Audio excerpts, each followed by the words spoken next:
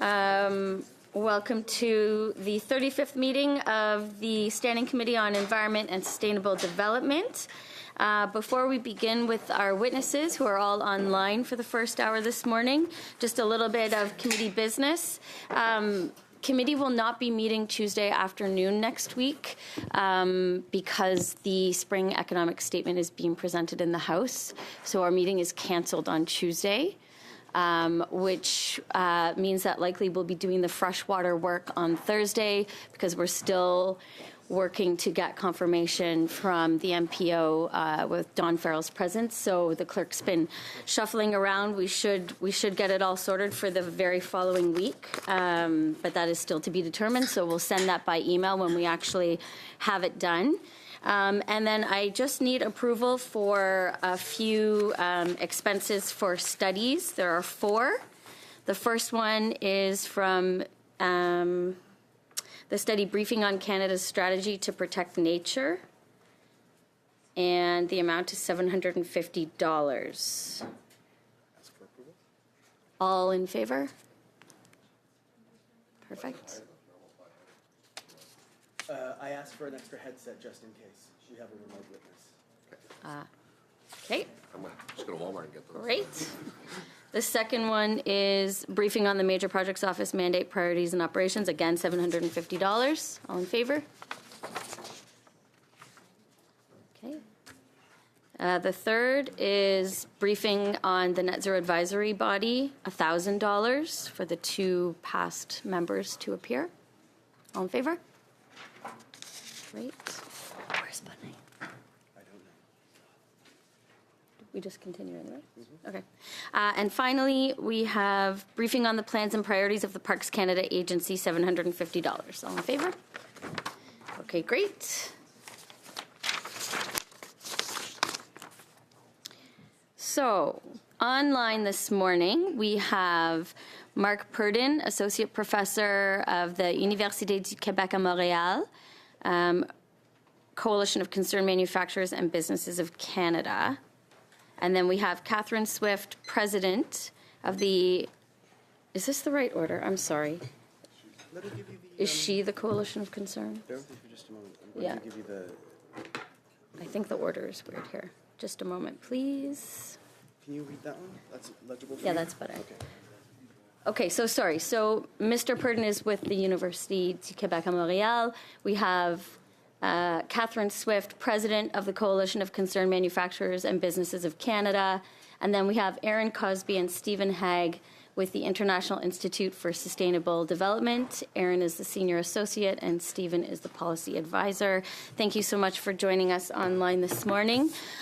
Each of you or each organization will have 5 minutes to provide opening statements, and then we'll move to questions by committee members. I do have this, if it's helpful, to give you a 1-minute warning, and then when your time is up, please wrap up when you see that. And we will begin with Mr. Purdon for 5 minutes. The floor is yours.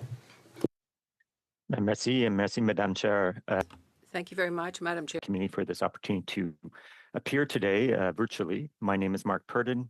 I'm Associate Professor at the École des Sciences de la Gestion at UQAM here in Montreal, where I've held the chair sur la décarbonisation.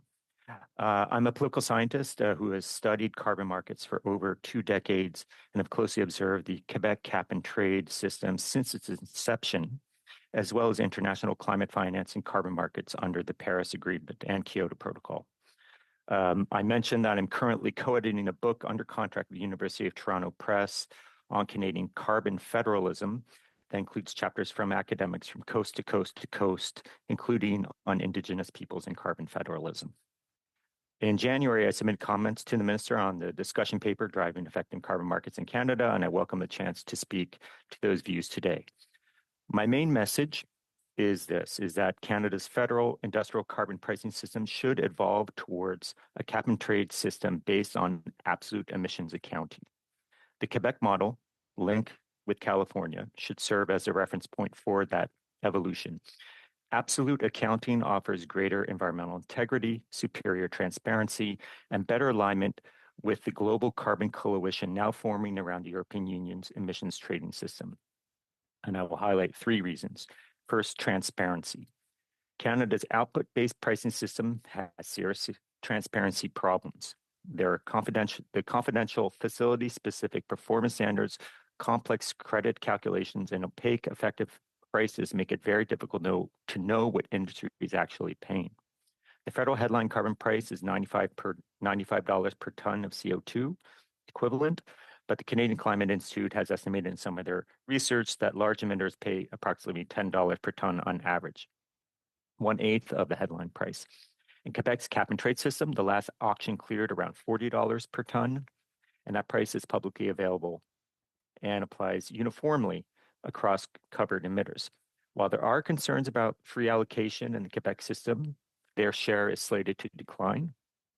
And both California and Quebec are now working to address the issue of over-allocation. The transparency issues are not minor technical ones. It makes it difficult for Canada to compare stringency across different provinces, which many have their variations on their own output-based pricing system. So it's difficult to evaluate equivalency with Quebec or to demonstrate compliance with emerging international requirements such as the EU's carbon border adjustment mechanism, which has come into force earlier this year. The second issue is the environmental integrity and market stability. An absolute emissions cap drives a better environmental guarantee than the output-based pricing system. When an EU ETS faced suppressed prices during its first decades where prices were really too low, Europe introduced a market stability reserve in about 2018, which is a rule-based supply valve that adjusts auction volumes automatically.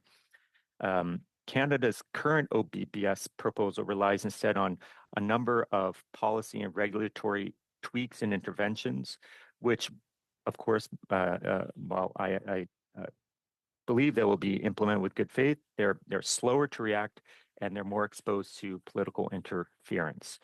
A cap and trade system with a market stability mechanism will provide a stable long-term investment signal that Canadian industry and Canadian clean tech need. The third issue is international alignment. According to an organization, the International Carbon Action Partnership, almost every carbon pricing system that has emerged in recent years, including those in China, Indonesia, Brazil, and Turkey, is based on absolute cap and trade systems. So Canada's output-based system is increasingly an outlier. Cap and trade systems are inherently more compatible with Article 6 of the Paris Agreement and better prepared for the carbon border adjustment compliance with being implemented by the EU. Why? Because the prices are transparent and audible. Alignment also matters for costs. The International Monetary Fund has estimated that a uniform global carbon price of approximately 73 Canadian, $90 in 2025 dollars. That's the price that we would need to globally to achieve the 2030 Paris objectives. If Canada pursues only domestic measures, we're going to need much higher carbon prices. So these types of a cap and trade system allows us to better engage with these international mechanisms to help us distribute the costs of climate action. Thank you. Thank you very much. We will now go to Ms. Smith for 5 minutes. Swift. Thank you very much. The Canadian manufacturing sector has been shrinking for some time. Since 2018, manufacturing as a percentage of GDP in Canada declined by 5%, while the comparable US number increased by 10%. This is important because the manufacturing sector in any country is a key source of innovation, productivity, and well-paid employment. The manufacturing sector and the energy sector are closely linked, especially in Canada. Many manufacturing companies in Eastern Canada are heavily dependent on the oil and gas sector for their success. Too many Canadians believe that if punitive policies are imposed on the oil and gas sector, that's Alberta and Saskatchewan's problem, when in reality it significantly affects the welfare of the entire country. Manufacturing used to represent 20% of Canada's economy, whereas it now sits at just under 10%. The industrial carbon tax is very problematic for manufacturing businesses and small and medium-sized businesses in general for a number of reasons. High taxes are a key reason businesses are leaving Canada, mostly for the US. Adding another tax to the mix can hardly help our competitive position, notably our largest by far trading partner. And other countries, of course, do not impose such taxes. As the tax will be levied on the oil and gas sector, among others, it'll increase energy prices, which are already much too high. Manufacturers are big consumers of electricity and energy in general, and they were made much more uncompetitive by these foolish, failed so-called green policies. The industrial carbon tax will fall heavily on the manufacturing sector as well as energy, the two most productive sectors of the Canadian economy. We know that we have a serious productivity problem, so imposing an onerous industrial carbon tax on the two sectors that are most contributing to our productivity is just foolish, and that affects, of course, our standard of living. As well as feeding inflation for businesses and consumers, the industrial carbon tax adds another layer of red tape and complexity to businesses, which means additional business costs that will be passed on to consumers. The fact carbon credit prices have plummeted is an indication that the carbon trading market is not functioning well. This tax is also hidden, making it more difficult to estimate its impact and gauge its effectiveness. The tax is just another reason why businesses and investment are fleeing Canada for more competitive jurisdictions. Government policy that claims to want to attract investment back into Canada and yet imposes taxes like the industrial carbon tax is basically like trying to suck and blow at the same time. PM Carney has recently said that the so-called decarbonized carbon, which is kind of like water that isn't wet, will be in great demand around the world, so all of these very costly investments in decarbonization will be worthwhile. This is absolutely not true. Other countries want our oil and gas now, as is, and mostly couldn't care less about decarbonization. In fact, all of the costs imposed on business by this tax, plus the immensely expensive carbon capture and storage projects planned, will more likely price Canadian businesses out of the market than confer any kind of price advantage. Canada missed a huge opportunity to provide Canadians and the world with affordable, dependable, responsibly produced energy by foolish Liberal policies of the last decade, such as the industrial carbon tax, which kneecapped our most valuable single economic sector, oil and gas. This was a major contributor to the decline in Canadian standard of living for the last 11 years, and the fact Canada currently ranks at the bottom of international economic comparisons. I'd like to close with something I heard just a few days ago from one of our board members of the CCMBC. She recently opened a U.S. location for her very successful medium-sized manufacturing business. She raves about how the U.S. environment for her business is terrific compared to the environment in Canada. She happened to meet a U.S. congressman recently, and it wasn't even in a business context, but was so pleased that he was genuinely interested in her business, asked a bunch of really good, relevant questions, and was so positive about government policy that was helping her hire more people. Her comment was, if only Canadian government politicians could be so engaged and interested. This Liberal government doesn't seem at all concerned about truly consulting small and medium-sized firms. If they did, they wouldn't be pursuing policies as detrimental as the industrial carbon tax. This industrial carbon tax, along with other punitive policies, mean that Canadian businesses and workers suffer, losing jobs, going out of business, or moving out of Canada, which many are doing. Uncompetitive conditions in the Canadian economy drove many manufacturers out of Canada long before Trump and his tariffs came along.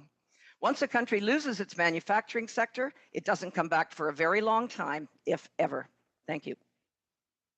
Thank you, Ms. Swift, for your statement. We will now move to Mr. Cosby or Mr. Hague for 5 minutes. Thank you. Thanks very much, Madam Chair, and honored for the opportunity to appear before you today.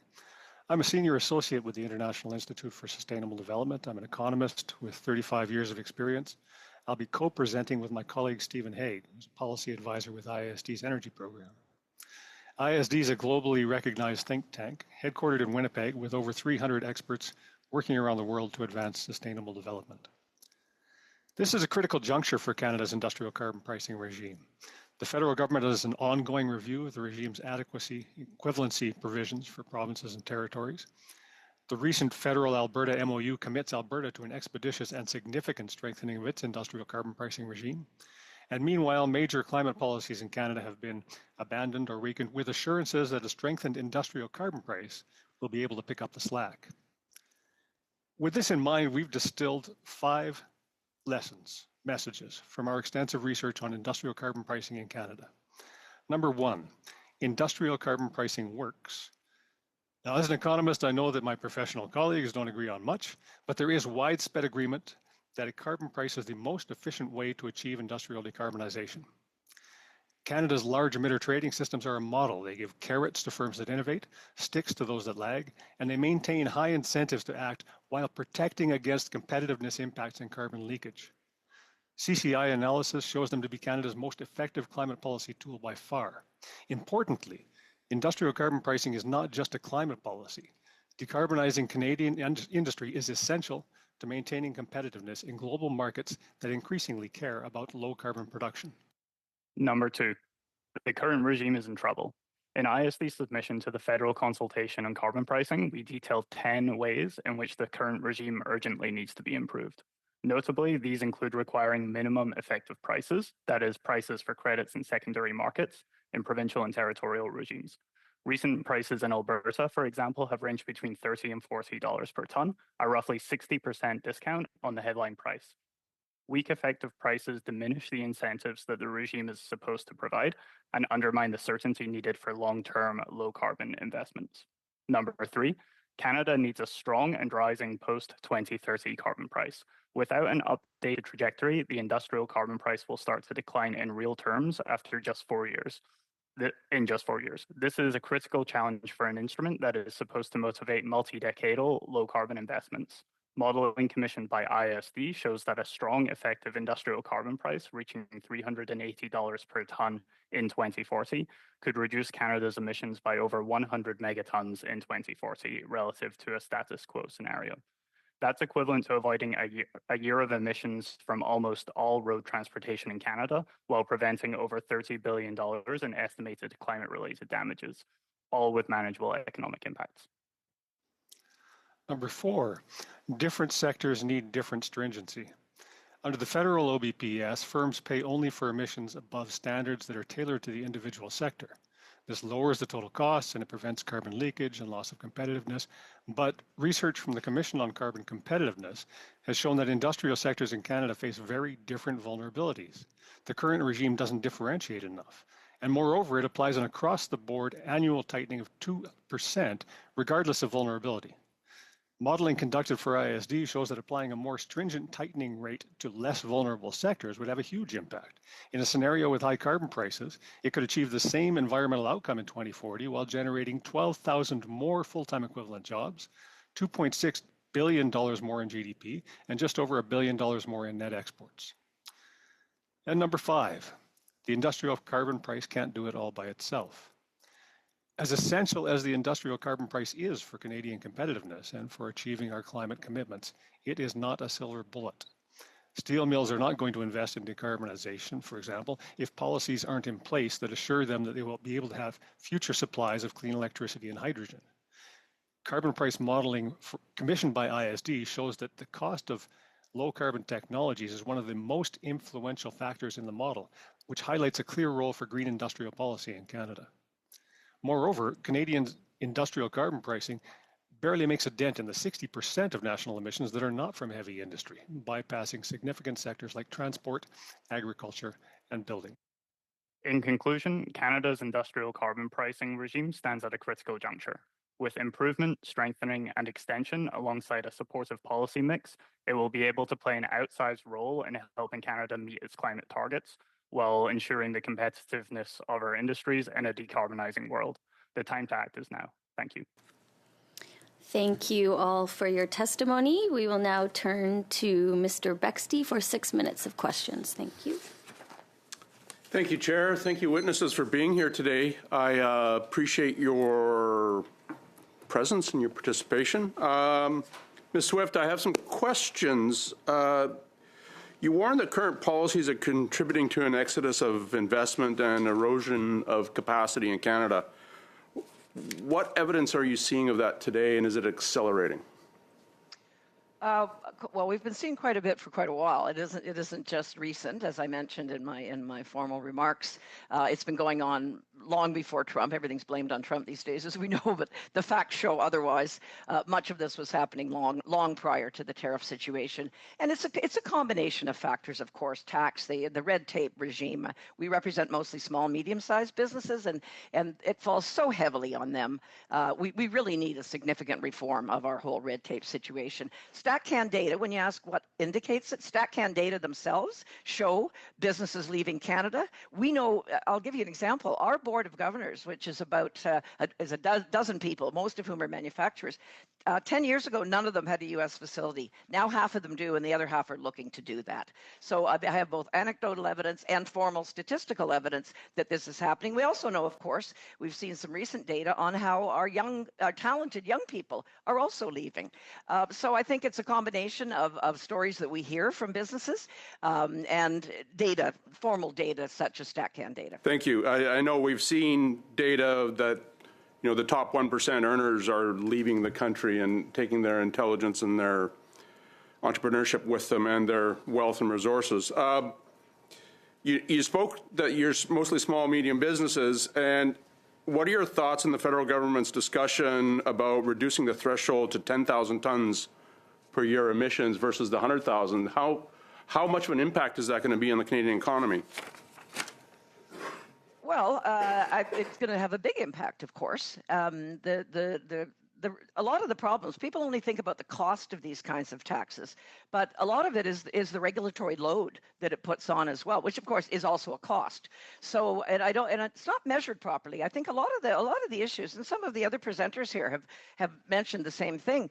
On this, I think we would agree. We don't have very good measurement of the impact of these policies. Environment Canada used to, years ago, have an economic model, and I'm an economist too, which gauged the impact of policies such as the industrial carbon tax, and yet actually it was Trudeau got rid of it. He just got rid of it.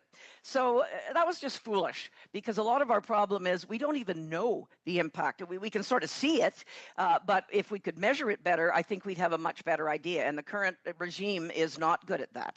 Thank you. So the Canadian Taxpayers Federation and others have pointed to evidence that the carbon pricing trickles down through the system. What do you see as the household impact? Well, it feeds into inflation, of course, just like the carbon tax itself. Of course, we were told for years the carbon tax didn't feed into inflation until the Liberals got rid of it. And then suddenly inflation went down. What a miracle. The same goes for industrial carbon tax, and frankly, any other tax. The notion that businesses will not pass it on just illustrates lack of knowledge about how businesses operate. Of course they must. They all exist in a pretty much competitive environment. There are some exceptions, of course, but most operate very competitive environment. They have to be competitive, and when they're faced with a heavy tax load, that gets passed down, as does the complexity aspect, because again, that increases business costs too, and we don't measure that properly. So it's at a time when we're already facing major cost of living problems, major inflation, and of course the international situation sure doesn't help with the Iran war and all that has driven up prices for everybody. The last thing we need is our government imposing even more punitive policies on every Canadian, which is exactly what it does. Some recent reporting has shown that maybe 50,000 jobs are at risk if the carbon price goes up to $170 a ton. What do your membership say about their exposure to that, and is that accelerating their exodus from Canada?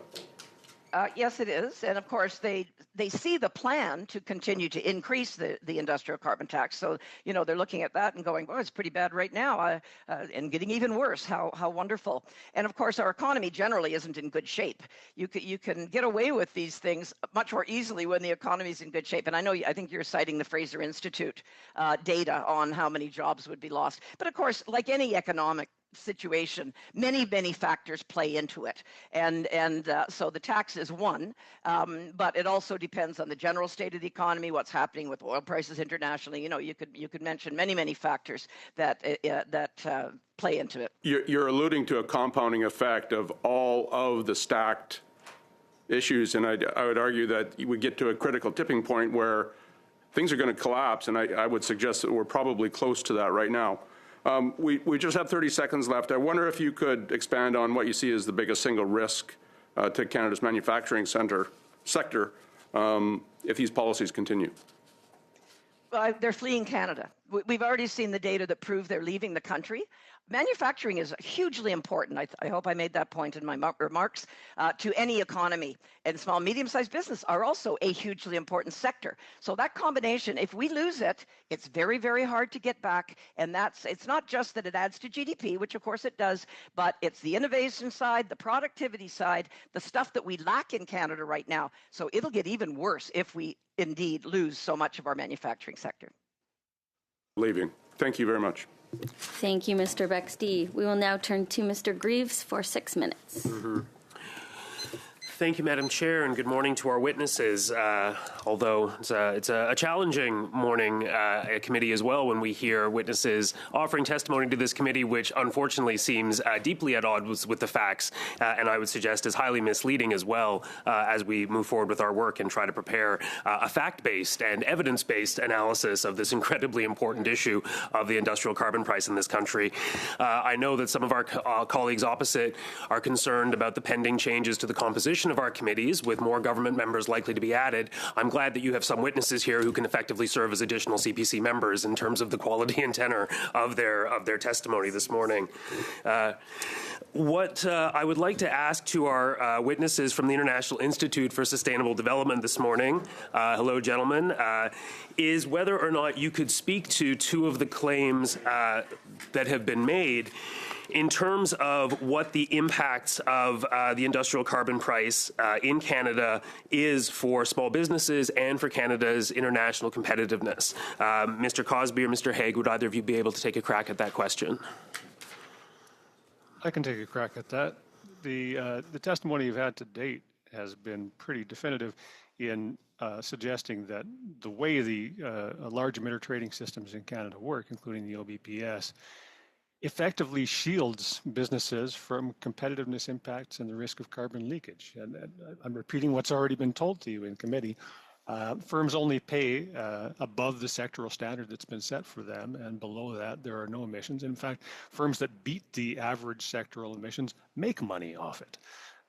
So there is incentive to improve, and there are sticks for those that don't. But the average cost, and come on, let's be real, let's be fact-based. The average cost of carbon to these firms is quite low, and that's deliberate. It's a mechanism for protecting against competitiveness impacts to those firms. Mm-hmm. Thank you for that response. Maybe I'll start with you, Mr. Cosby, and continue into my second question, which is, can you maybe situate for us Canada and our carbon pricing regime relative to other comparable industrialized economies? Sure. I mean, just to start with, carbon pricing is ubiquitous throughout the world. We have over 50 economies with national-based carbon pricing regimes. Over 20% of the world's GHG emissions are covered by those pricing regimes. Ours is not more ambitious than the EU's, for example, which has talked about full carbon pricing, or Sweden's. It falls somewhere in the middle. But it is a normal industrial carbon pricing regime, and it contains the normal mechanisms for protection against competitiveness and leakage. All are different, but ours is not an outlier. Okay. Thank you for that. I'll turn to Dr. Purdon this morning. Good morning. Thank you for joining us. Could I start with the same question for you, sir? Could you just situate for us Canada's industrial carbon price in the context of comparable industrial economies? Well, I guess I might differ a bit here with the previous response. I do find that the output-based pricing system is different from what we see in most of the other jurisdictions with carbon pricing, where we have the absolute cap and trade systems haven't been introduced. There's lots of complications. There are some elements of things like the output-based pricing scheme and some of these other climate emissions trading systems. But I think the output-based pricing system in Canada is significantly different. And just to kind of give you the numbers in my head from looking at some of these reports, it's I think about 20%. The vast majority of carbon pricing is now in these emerging cap and trade systems. A lot of them tend to be sectoral. So Indonesia's carbon cap and trade system is focusing on on their industrial sector, and not as widespread as what we have in Quebec, which is a bit different. Same in the European Union, where it's mostly on the industry and power generation. There is now the European Union is developing a second emissions trading system for transport and the building sectors, which will be separate systems, but as I understand, absolute cap and trade systems, which is different from what we have in the output-based pricing system currently. Okay. Thank you for that, Dr. Purdon. Going back to Mr. Cosby and Mr. Haig, could you speak, please, to what you see as the risks to Canada's international competitiveness of removing or further diluting our current proposals or policies, rather, to reduce emissions and address climate change? How would that affect Canada strategically in comparison to our trading partners and allies? Look, we know that the future of global commerce is one that cares about the embodied carbon in traded goods. And we know that the most efficient way to decarbonize our exporting industries is a carbon tax or some sort of carbon pricing regime.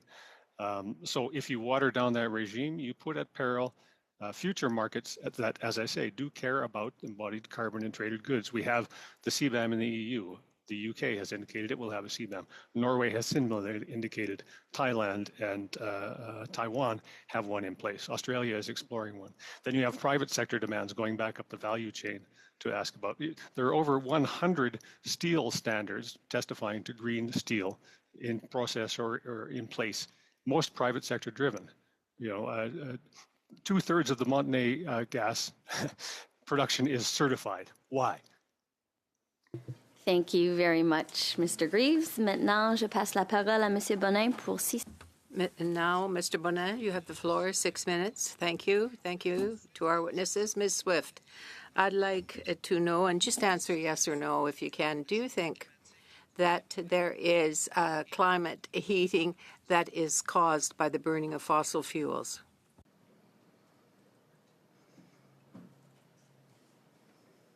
Ms. Swift, you're muted. Please unmute. Sorry, I did that again.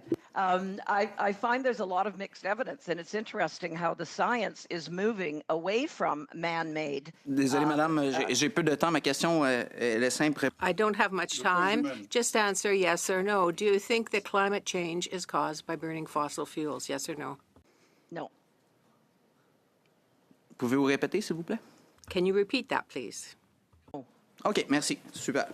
Thank you. Great. Mr. Purdon, I'd like to know this. You talk about the advantages of a cap and trade system and rather than carbon pricing. Can you give me an idea of how you see the advantages?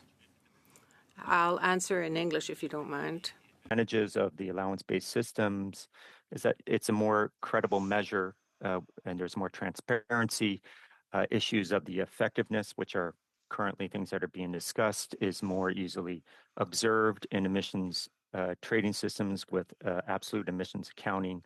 So there's a number of issues of transparency and accountability that's embedded in that versus the output-based pricing system. And just we have much more transparency on what the costs are and the regulatory burden also associated with that. I think we have to be sensitive to those issues as Ms. Swift was raising. Okay. Merci en passant pour. Thank you, and thank you for the work that you have done documenting things so vigorously and scientifically. Could you perhaps table some documents with respect to the system that you're speaking to? It's very complex, but you mentioned transparency. You've dealt with that, but I'd like to have something a bit more detailed in writing. Do you think that a system like the Western Climate Initiative would be beneficial to be applied throughout Canada? Yes, generally speaking, yes. I think the Western Climate Initiative, which Quebec is part of with California, with its absolute emissions accounting system, I think has certain advantages in terms of the criteria I mentioned earlier, transparency being amongst the most important. And I think it's also important that there is momentum building in the United States on the Western Climate Initiative. The state of Washington is very likely to join next year. There's discussions in New York State, Colorado. This seems to be getting some momentum in the United States.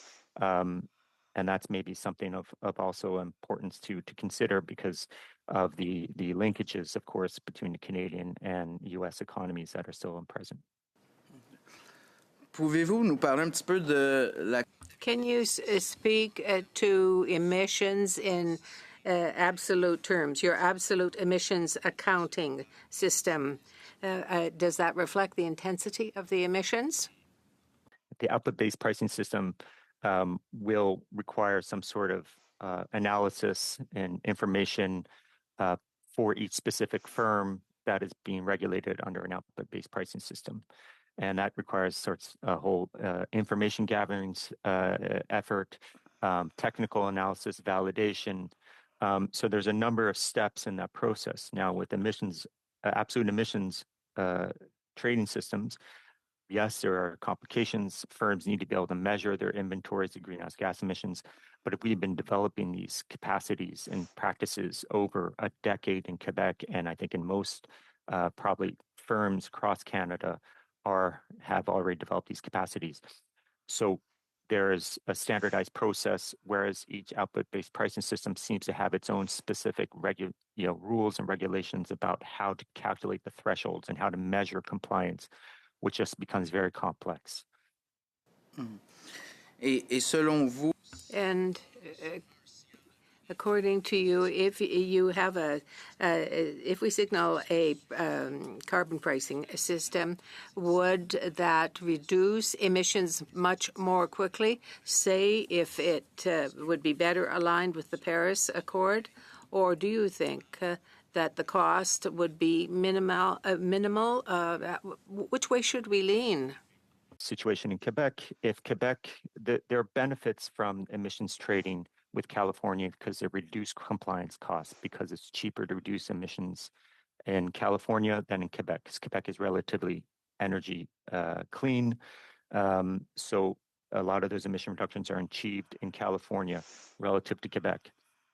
And that brings down the compliance costs considerably. Now, there's all sorts of issues going on in California, which we could get into if you want. But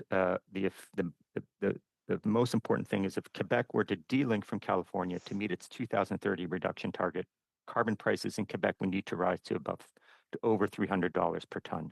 And right now they're about $40 or $50. That's a bit suppressed because of political problems in California. They should certainly be higher in California and Quebec to really drive towards the 2030 reduction targets jointly of those two jurisdictions. But it's just an order of difference from what Quebec would need to achieve those reductions unilaterally. Bonnet, we will now turn to Mr. Leslie for 5 minutes. Thank you, Madam Chair. And Ms. Swift, I'm sorry you had to face such slanderous commentary towards yourself and, frankly, small and medium-sized manufacturers across this country. But I did appreciate that the quiet part was said out loud, and we can look forward to a majority government scenario in which dissenting voices of all types are going to be silenced as much as possible. But let me ask you this.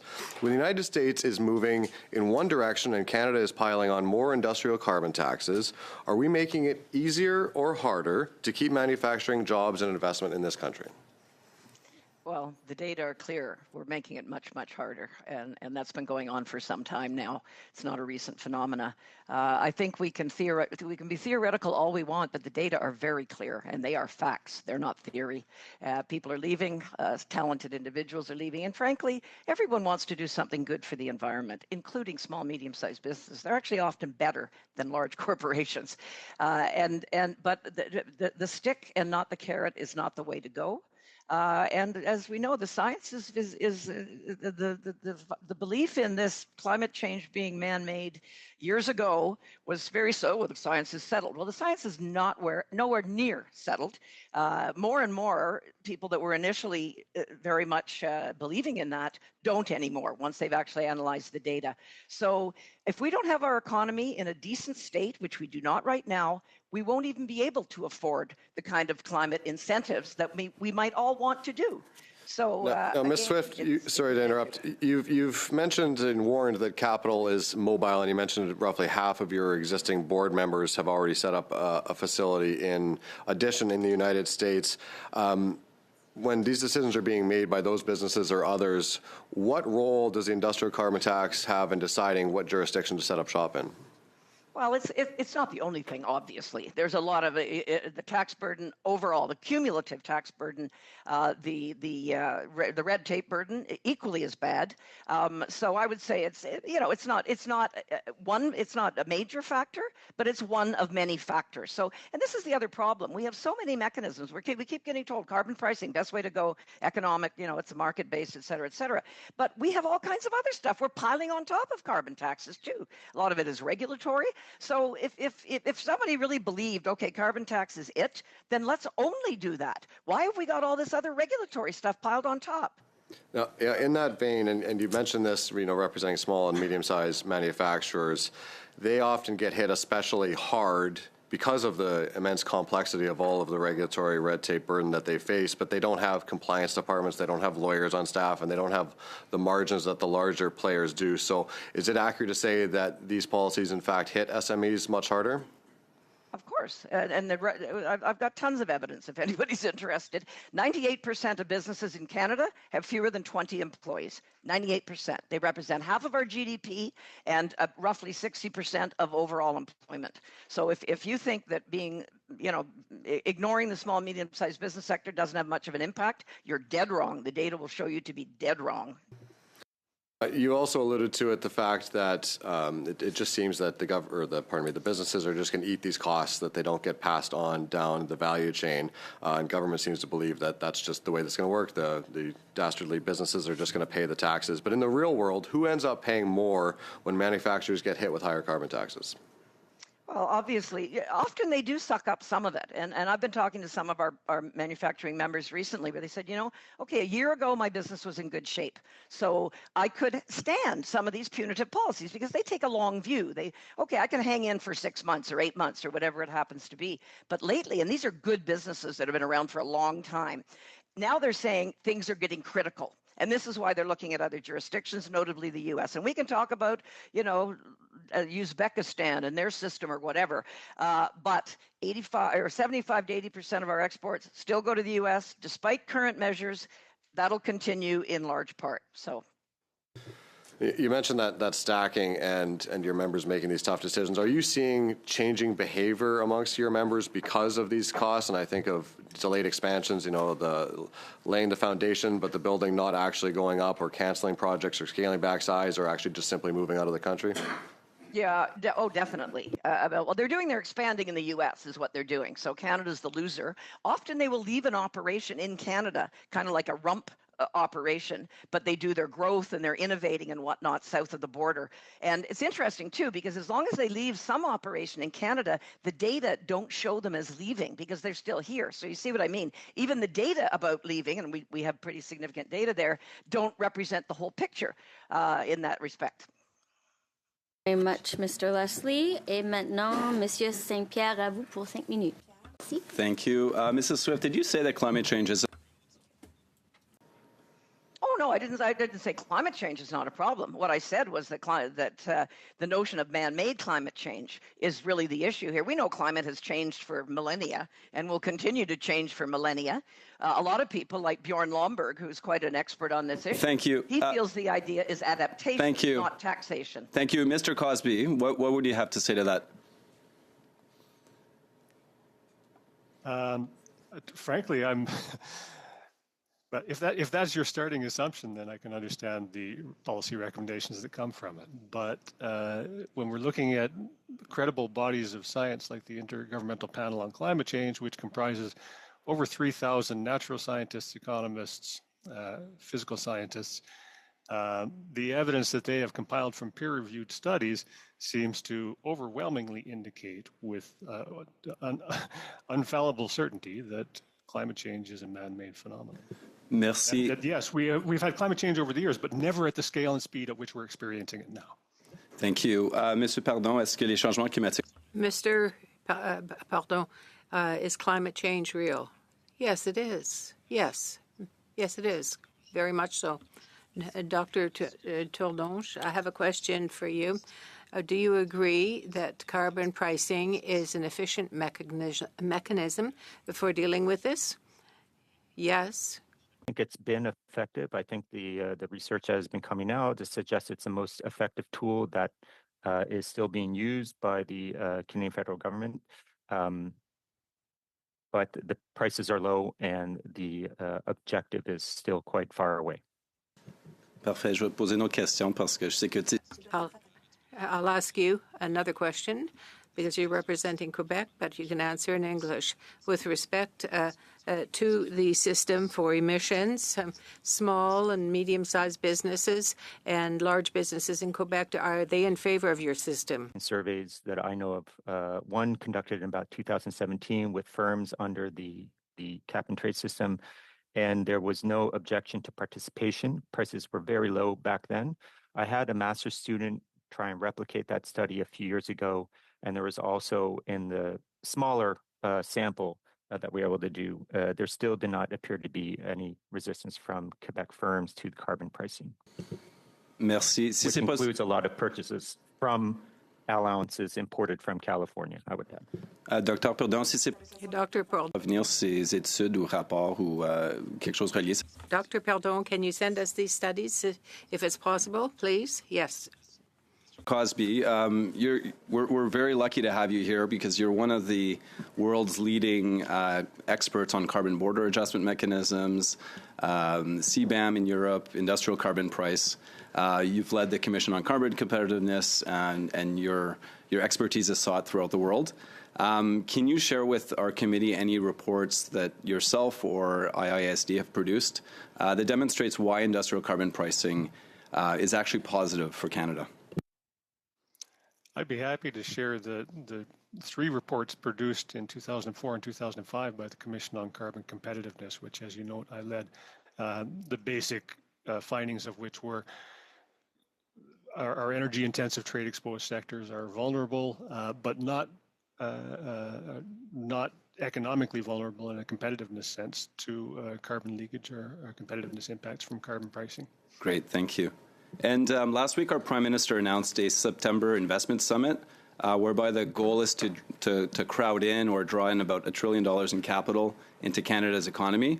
It's being led by major pension funds, PSP, Canada Pension Plan, and really with the idea of attracting large institutional and pension fund capital.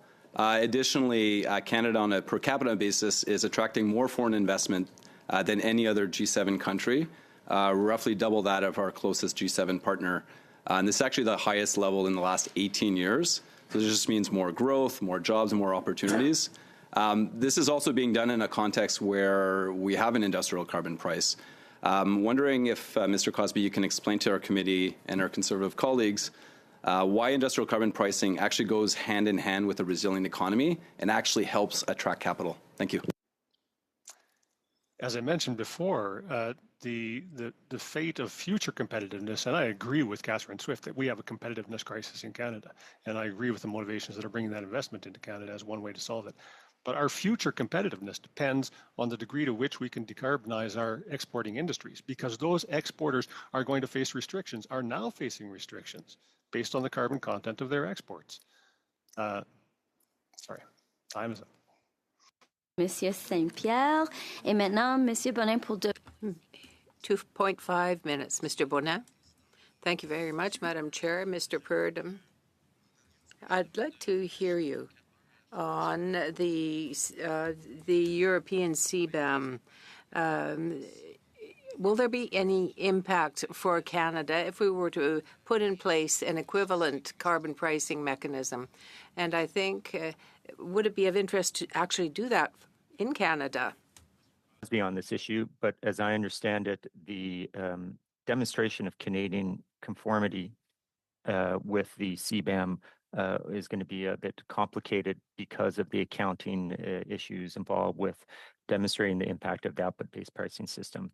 And that's for the complications that we've discussed already. If Canada will also introduce something similar to that, I think the OPPS could also be a slow down the adoption or the general perceived legitimacy of that type of CBAM in Canada. But I defer to other experts on this issue. Justement, Monsieur Cosby. Mr. Cosby, then, thank you for all the work that you have done, just in passing. Would there be an impact on Canada if we don't have a sufficiently strong mechanism, even though Quebec has its own system in Quebec? With respect to exports to Europe, would Canada be disadvantaged if it didn't have a strong system? Our exports to Europe are actually favorably impacted by the EU CBAM, especially in the context of steel and aluminum. In both sectors, we have a lower average GHG intensity than European producers. So the CBAM actually gives us a price premium in the European domestic market. We are advantaged by having a carbon price because that will be deducted from our CBAM fees, but as Dr. Purdon has noted, it's complex to figure out how much. And with respect to whether we need such a mechanism in Canada, at present, our competitiveness issues are dealt with by the sectoral standards within OBPS and the free allowances in Quebec. But as we get further toward net zero, we are going to have to start thinking about our own border carbon adjustment mechanisms. Merci. And Mr. Dalton, over to you for 5 minutes. Thank you. Thank you to the witnesses for joining us today. I had a conversation last week. Somebody wrote an email in, gave him a call, and it was quite, he was very shaken. He was actually breaking down in the conversation. And just talking about the challenges that he and others were facing with cost of living, with the challenges, and he was talking about the current government, just the policies, how it's impacting everyday Canadians. And he was challenging me. He says, Mark, you need to get your voice out there and speak to this because it's hurting us. These policies are hurting us.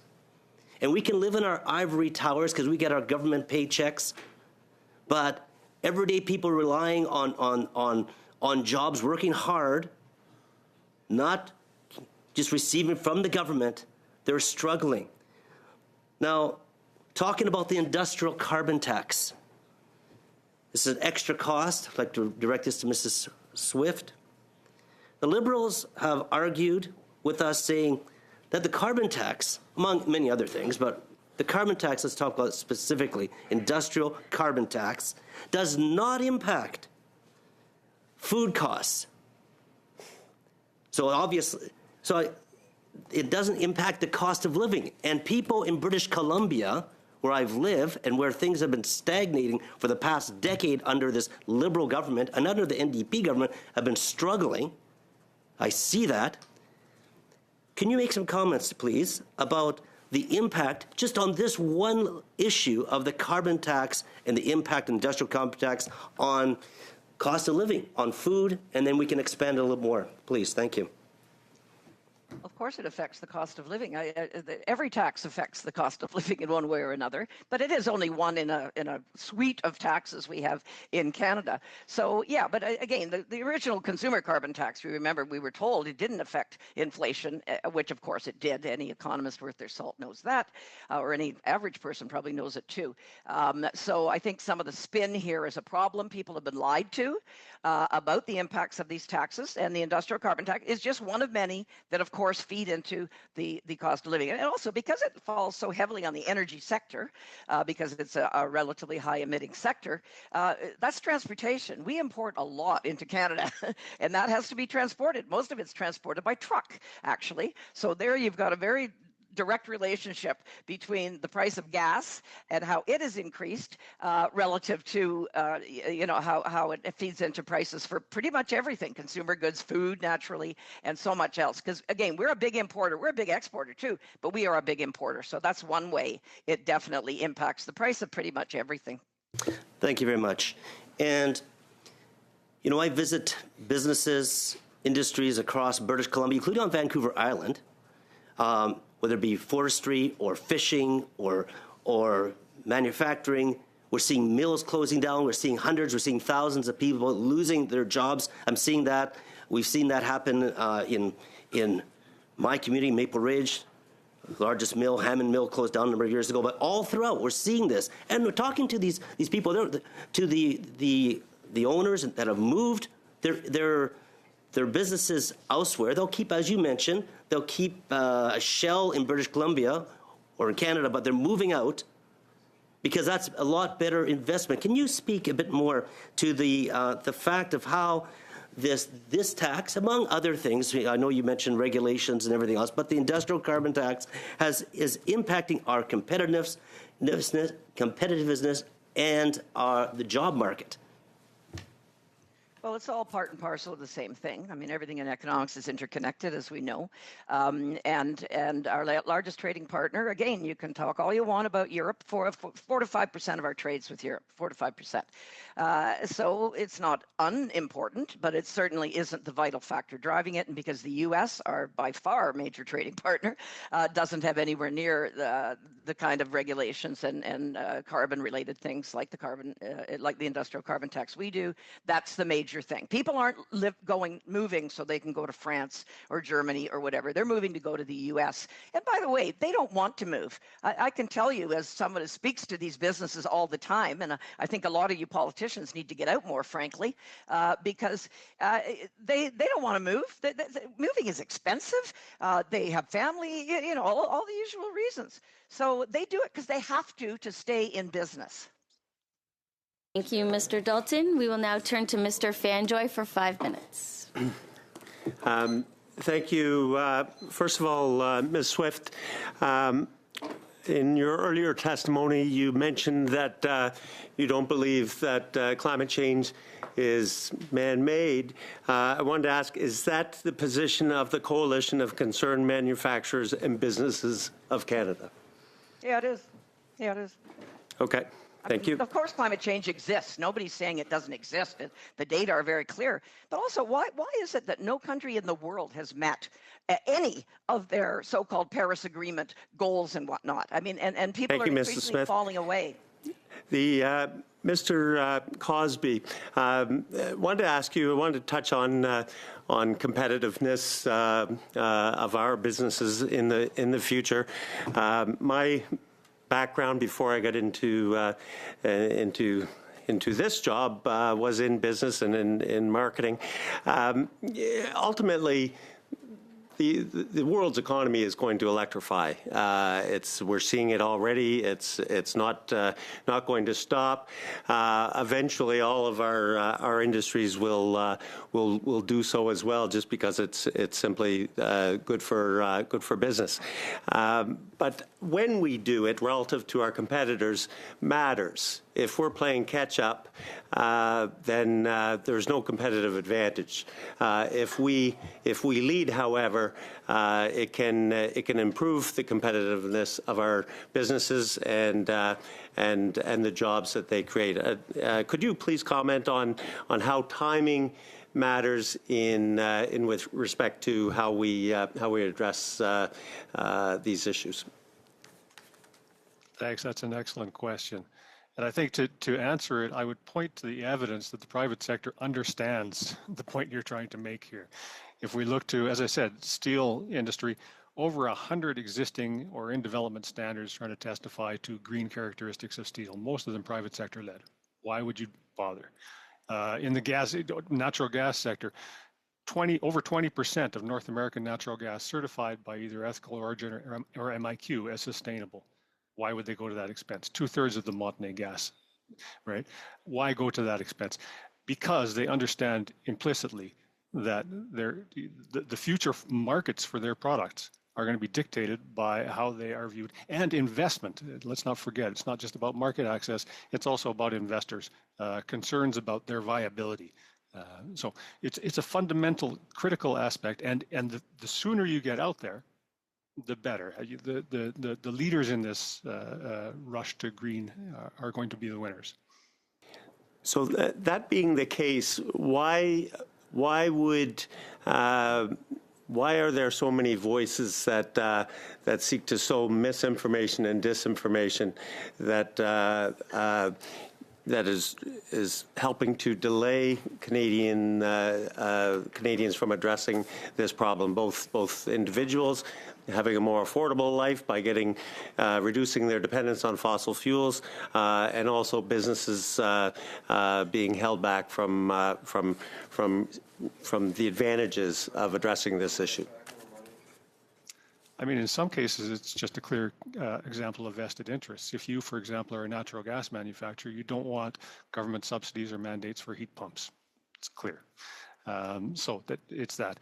But in other cases, it's part of a broader pushback against regulatory overreach where you're lumping together things like the industrial carbon tax, which is an efficient instrument, with an oil and gas cap or the consumer carbon tax, which I agree with, but it had impacts. And you're putting them all together in one big bundle and saying we hate it all. And for me, it's I'm not going to try to offer a rational explanation for it. It's a short-sighted interpretation of competitiveness and where the market is headed. Yes, I think you hit on an important thing about the short-sightedness of it. The future does come at us fast. What would you recommend would be the most impactful things that we could be looking at in order to get businesses to think a little bit more long-term and skate to where the puck is going rather than to where it's been? I come back to our final recommendation. The carbon price can't do it by itself. If you want to incentivize deindustrialize or decarbonization in the steel sector, you're going to need to provide them with policies that ensure low carbon electricity, and we know how to do that. That ensure that there's going to be green hydrogen available. You need first of a kind subsidies. You need carbon contracts for difference. You need tax incentives, all to complement the incentives that you give a carbon tax. So we know how to do this. That's not the problem.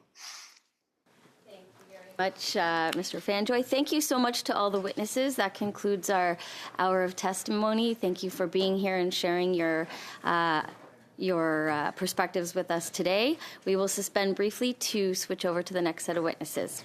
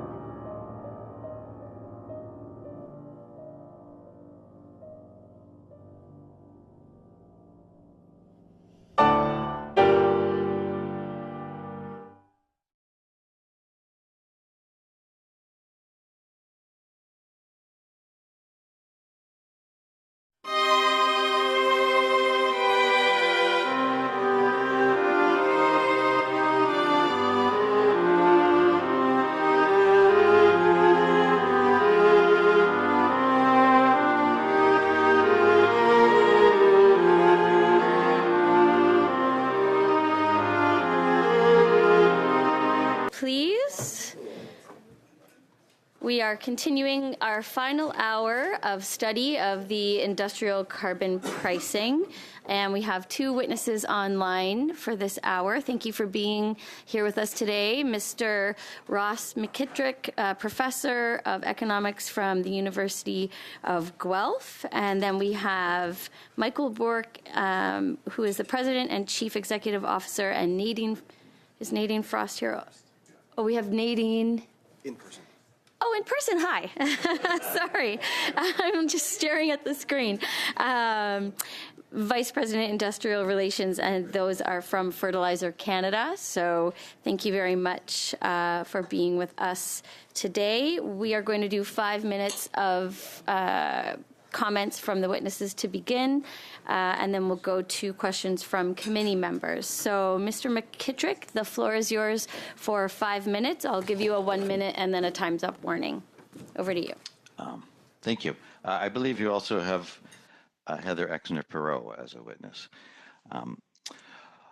I hold a PhD in economics from the University of British Columbia, and since 1996, I've been a professor of environmental economics at the University of Guelph.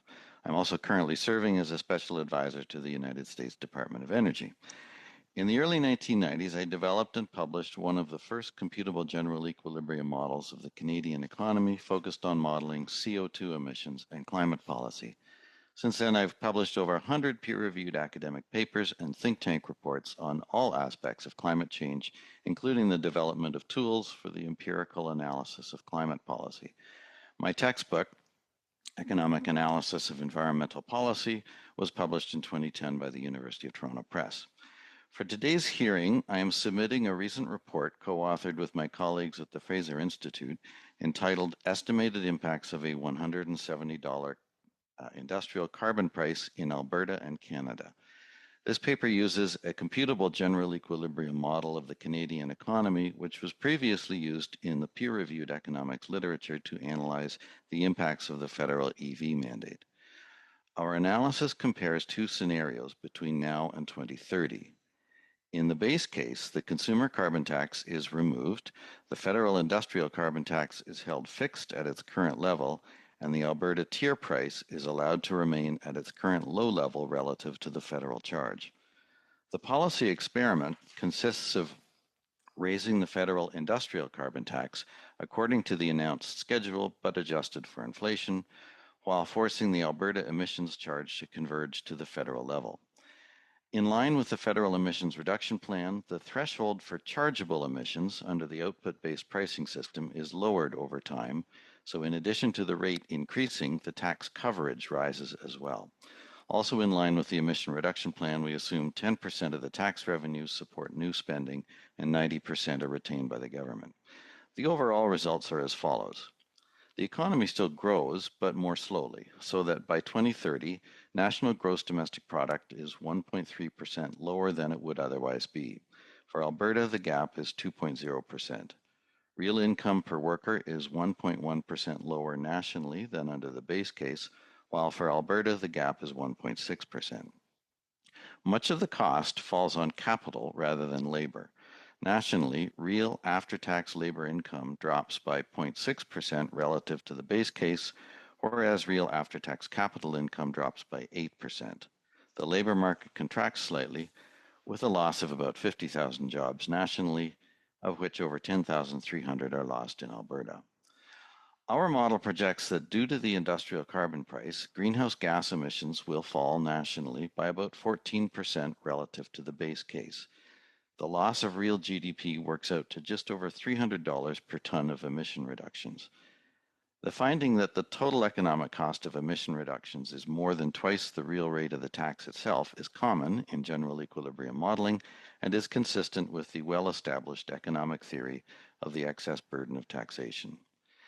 The impacts of the tax are not equally spread across sectors, but fall relatively heavily on energy-intensive industries, which comes as no surprise.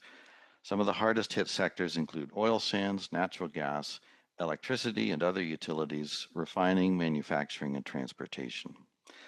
I will conclude with 3 observations. First, governments need to be honest with the public that meeting ambitious greenhouse gas targets is costly and involves a reduced standard of living.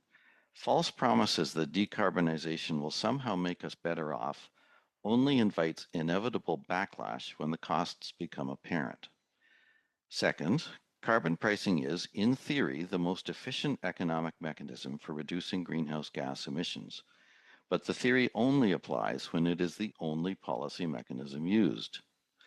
When emitting activity is also subject to burdensome command and control regulations, as is the case in Canada, the potential efficiency of carbon pricing is lost, and emission reductions are achieved at unnecessarily high costs.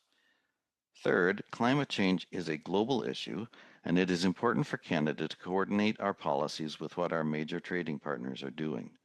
It has been common over the past 30 years for countries like Canada to incur the costs of relatively aggressive climate policies, only to see the emitting activity relocate to other jurisdictions.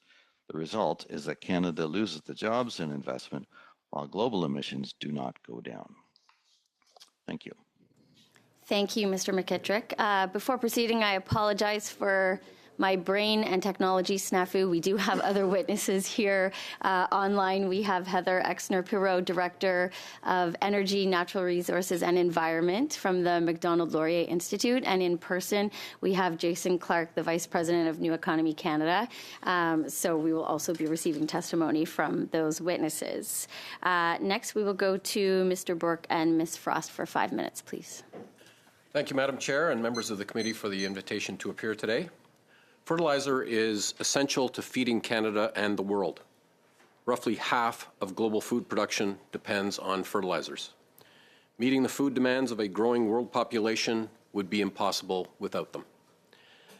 And Canada is a global leader in sustainable fertilizer production and manufacturing, producing and exporting nearly 40% of the world's potash to growing markets around the world.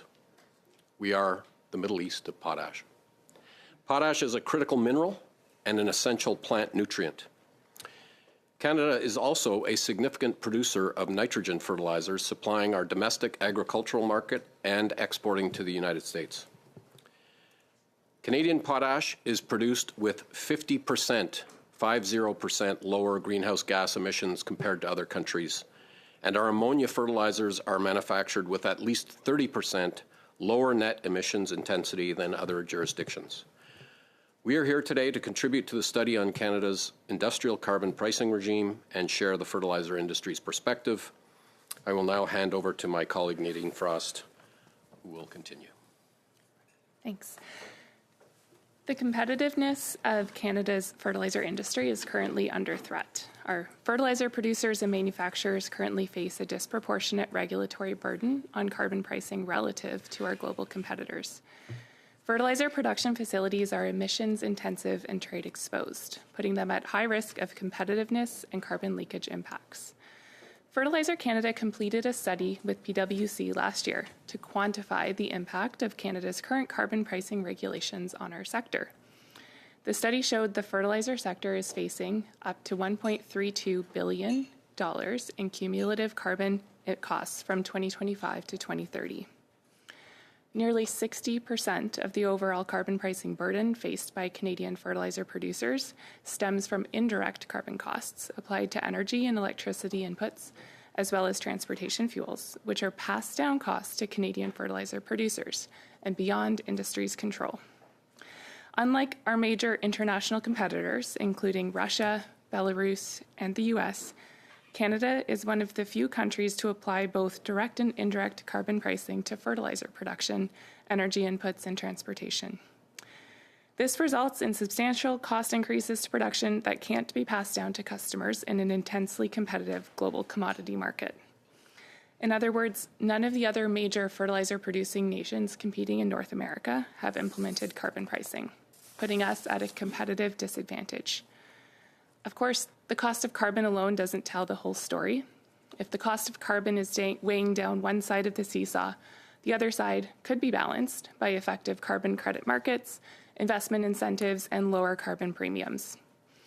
Unfortunately, the seesaw is not balanced for the fertilizer sector in Canada. We don't have an established global pricing premium on lower carbon commodity fertilizer products, And the investment tax credits have been designed with constrained scope and timelines, and we lack stability in the current carbon credit markets. Given the strategic importance of fertilizer, it's essential to protect and strengthen our industry's competitiveness.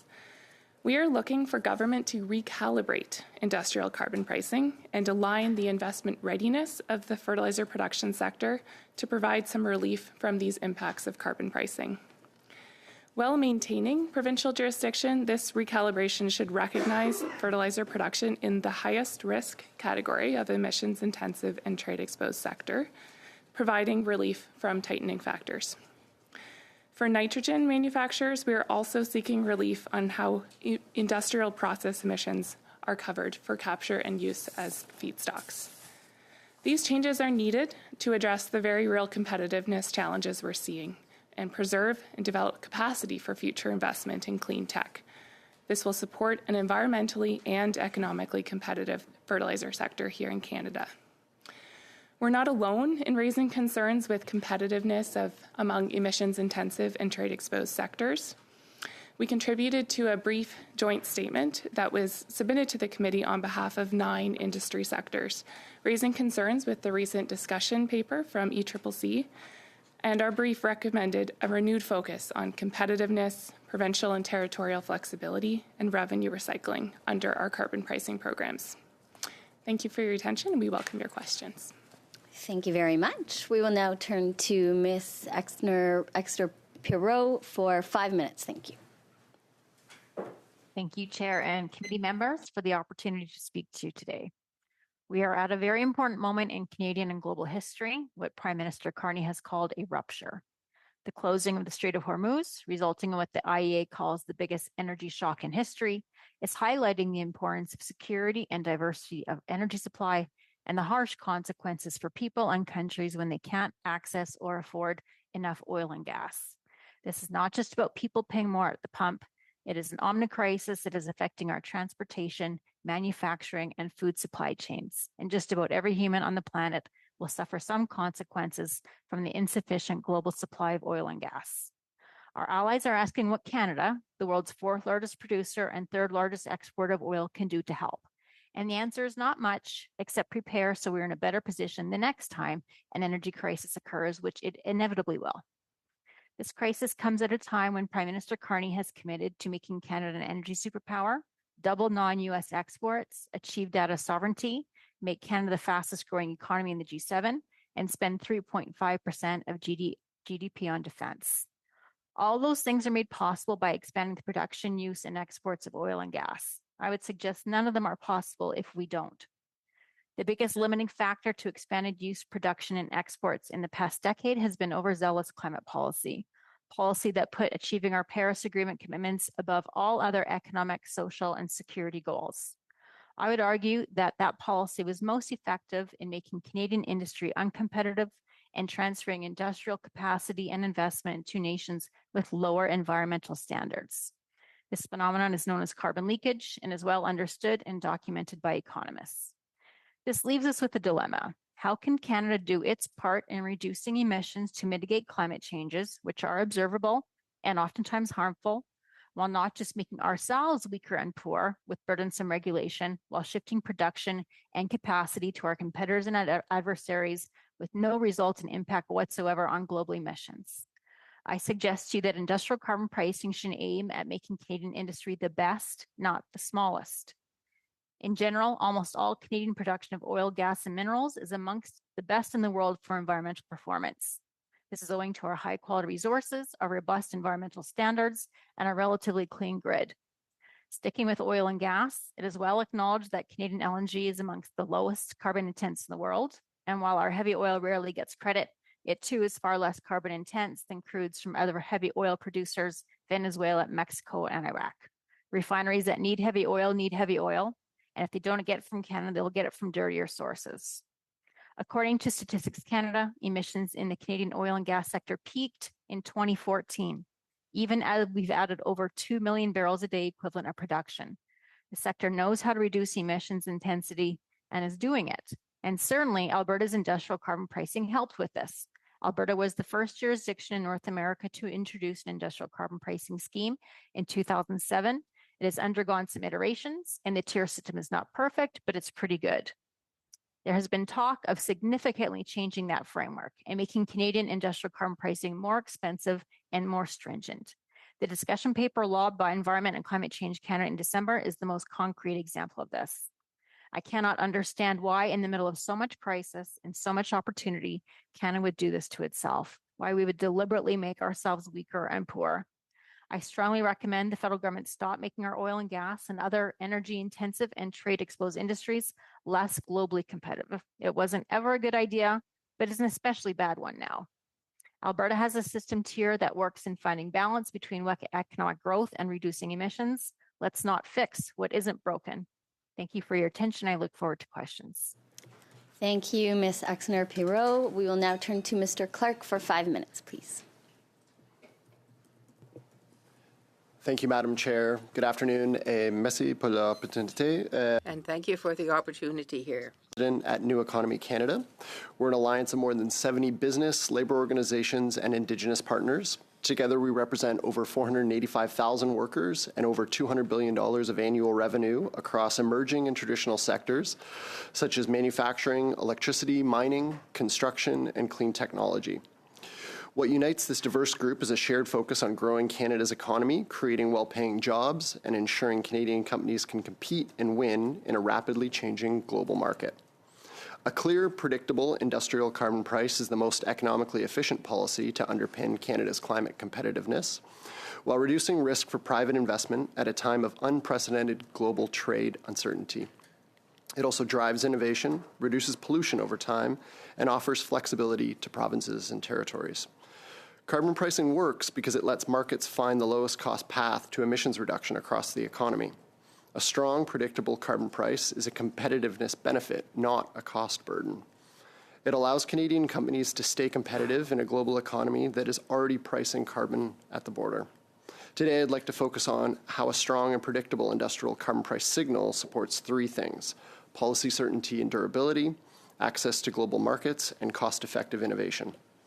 First, on policy certainty, this moment of geopolitical tensions and shifting supply chains is driving investors to look for stable, predictable jurisdictions where they can deploy capital with confidence. We can crowd in investment and build major projects faster by providing policy certainty. And a clear industrial carbon price is a central part of that. Alberta, as we've just heard, has had an industrial carbon price system in place since 2007, and the federal OBPS has built on that approach. Looking ahead, securing an agreement between the province of Alberta and the federal government on a ramp-up to a minimum effective carbon credit price of $130 a ton is an important step for ensuring investor certainty and confidence across the country, and the details of the future MOU matter. Second, on access to global markets, Canada's economy is trade dependent. All of our top 10 non-U.S. trade partners have a carbon pricing system. That includes middle powers like Germany, Japan, and Brazil. Put another way, countries representing 2/3 of the world's GDP have adopted pricing systems. The European Union's Carbon Border Adjustment Mechanism, or CBAM, is one clear example of a policy that is prioritizing goods from countries with strong domestic carbon pricing systems. Going backwards on carbon pricing will put Canadian companies at a disadvantage in precisely the markets we are trying to grow them in. Third, this policy drives innovation. Industrial carbon pricing is an effective market-based mechanism that allows businesses to determine the lowest cost path to reduce emissions and sends a market signal for innovative solutions. It also generates revenue that can be recycled back, helping sectors remain competitive and powering electrification and growth. For example, the Decarbonization Incentive Program is already supporting 53 clean energy projects with $874 million. Enhancing industrial pricing systems across the country can strengthen our competitive advantage even further. There are three practical steps governments can take. First, enhanced federal, provincial, territorial collaboration is essential. Second, expand and better integrate carbon credit trading across jurisdictions. And finally, implement financial mechanisms that strengthen credibility and trust to help de-risk major projects and accelerate investment, such as carbon contracts for difference or a price floor mechanism. In closing, New Economy Canada's alliance supports a strong and predictable carbon pricing system because we see it as a key driver of investment certainty and a cornerstone of Canada's competitiveness in a rapidly decarbonizing global economy. And the global economy is moving. Building Canada as an energy superpower presents the opportunity to become one of the most climate competitive jurisdictions while remaining flexible enough to ease global competitiveness concerns. Thank you for your time, and I look forward to your questions. Thank you very much, Mr. Clark. Turning to questions by committee members, we'll begin with Ms. Anstey for 6 minutes. Thank you, Chair, and thank you to the witnesses for appearing. Dr. Exner-Perot, I appreciated your opening comments with respect to the moment that we were in, but also with the Prime Minister's commitment to create Canada to be an energy superpower. Can you speak to how potentially this industrial carbon price might compromise or undermine our ability to be an energy superpower?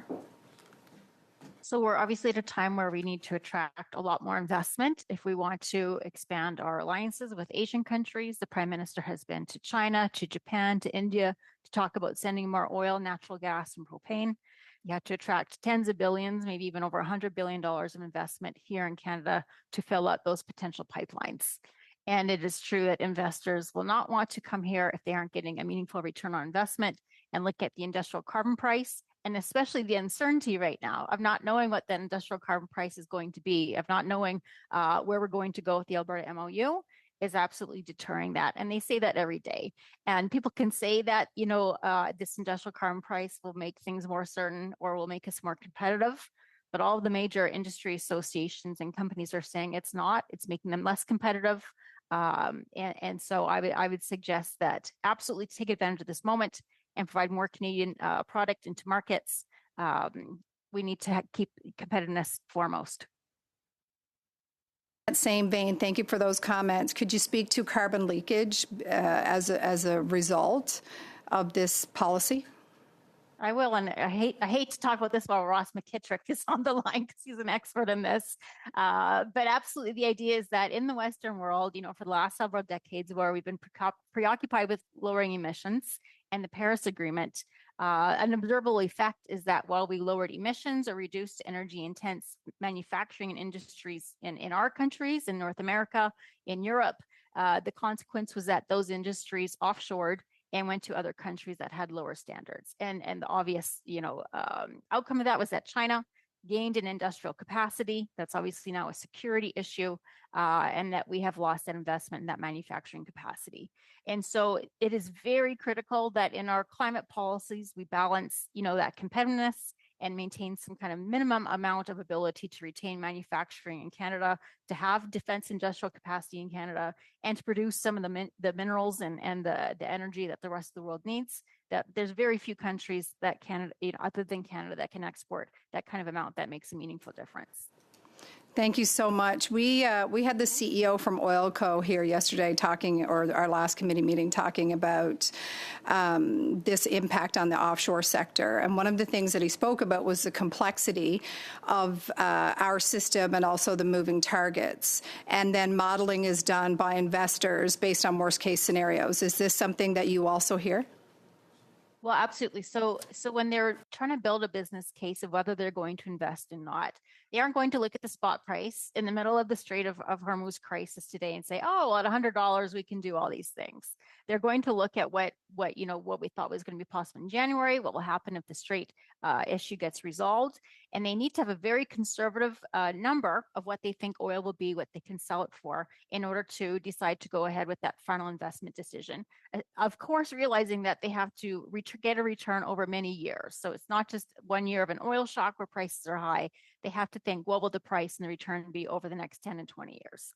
And so having additional things that Canada puts on top that our competitors do not is considered a risk, and it gets built into the price. And every time that price goes up, the opportunity for new production and more FIDs gets lower. So I think no one is saying we should do nothing, but absolutely incrementally, and Professor McKittrick pointed this out, the higher that industrial carbon price goes, the more barriers that go on top, fewer projects, the fewer jobs that we'll get in Canada. Thank you so much. I'd just like to direct a couple questions at Fertilizer Canada, and I'm just wondering if you could also speak to carbon leakage and what that practically means for Canada's fertilizer industry. Yeah, you go ahead. Sure, I can speak to that. Thank you for the question. The scenario in the fertilizer sector, like we described, we are competing against a lot of other jurisdictions that don't have a comparable carbon pricing system in place. So our main competitors when we're looking at production of potash fertilizers are Russia, Belarus, and China. And when we're looking at nitrogen fertilizers, it's a lot more diverse, but again, Russia and the US and China are big players. So part of the analysis we did last year with PwC was to look at those jurisdictional competitiveness risks. In the case where we have a rising price on carbon and a rising cost of production here in Canada, other jurisdictions that don't have those added costs and have comparable incentives to bring fertilizer production in or to decarbonize their existing production, that's where we're really seeing a lot of those investments fall. So it's been it's a real risk. And it's a slow risk. It's a lagging indicator of a lot of these policies, but something we're certainly keeping close tabs on. Thank you. And just quickly, my last question.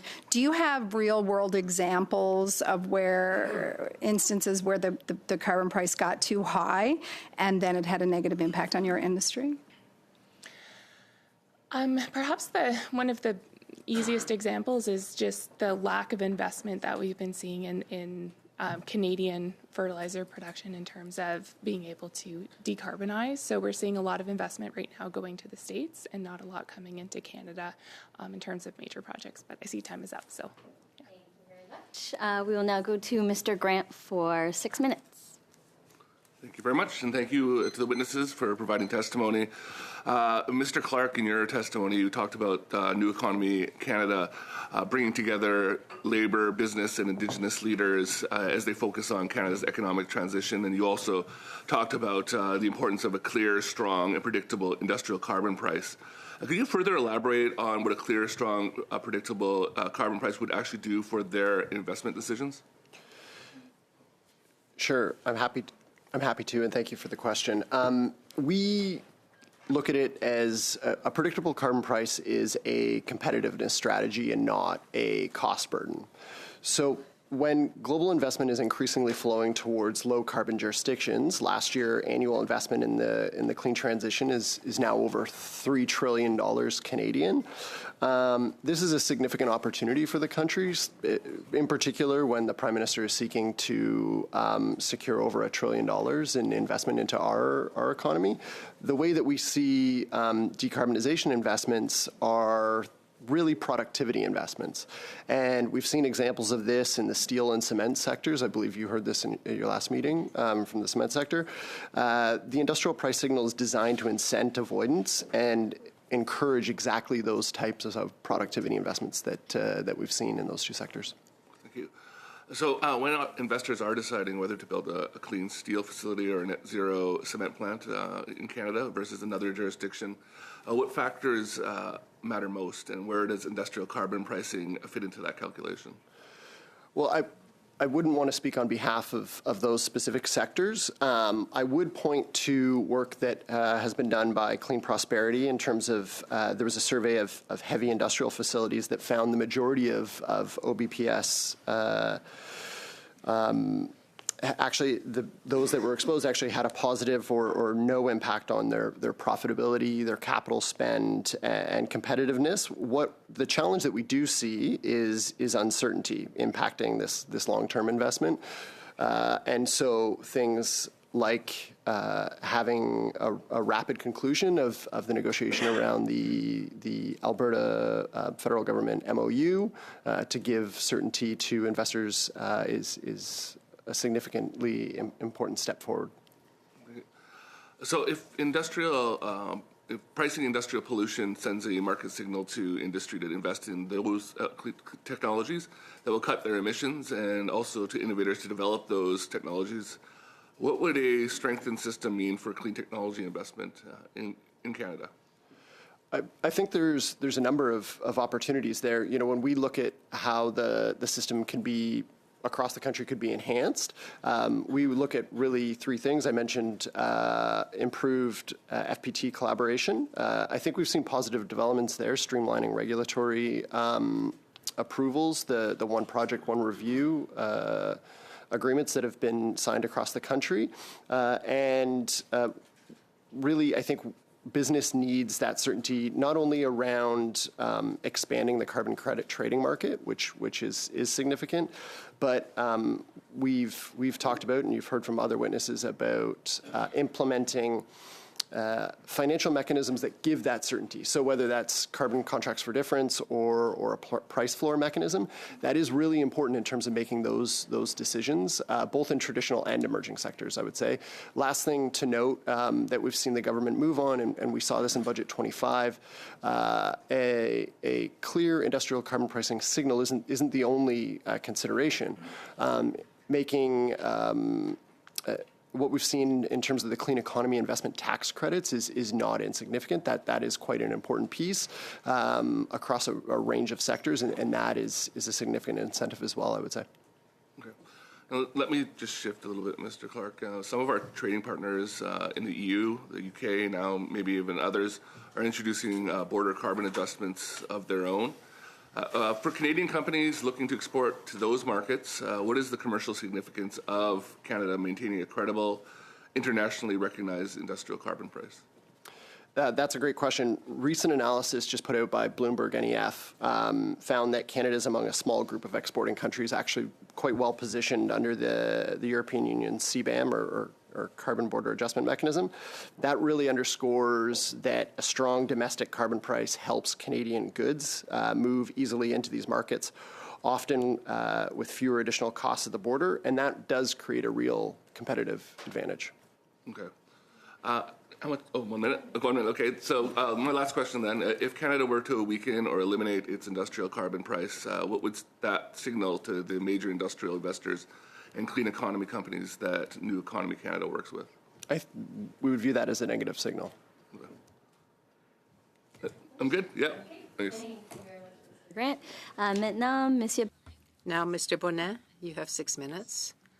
Thank you very much, Madam Chair. Mr. Clark, do you say, according to your way of thinking, that Canada is competitive in terms of energy in creating areas of investment for the future? And about carbon pricing, how can we improve this competitiveness if we have better carbon pricing?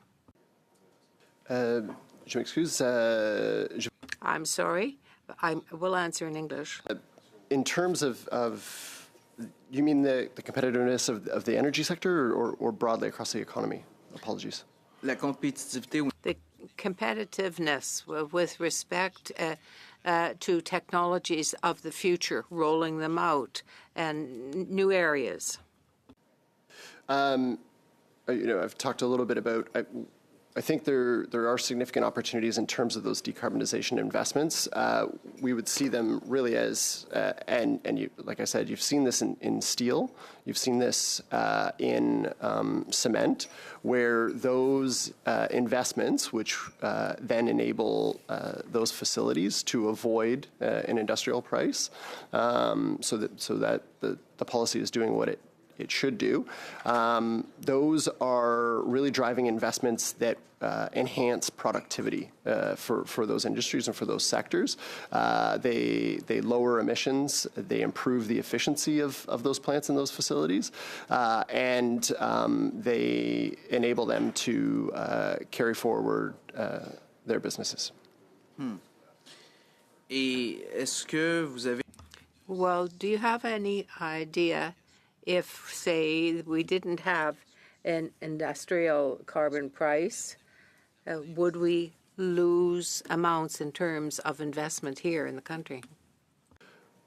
I think, one of the things that I pointed to was Alberta has had an industrial price since 2007. We've had the federal OBPS since 2019.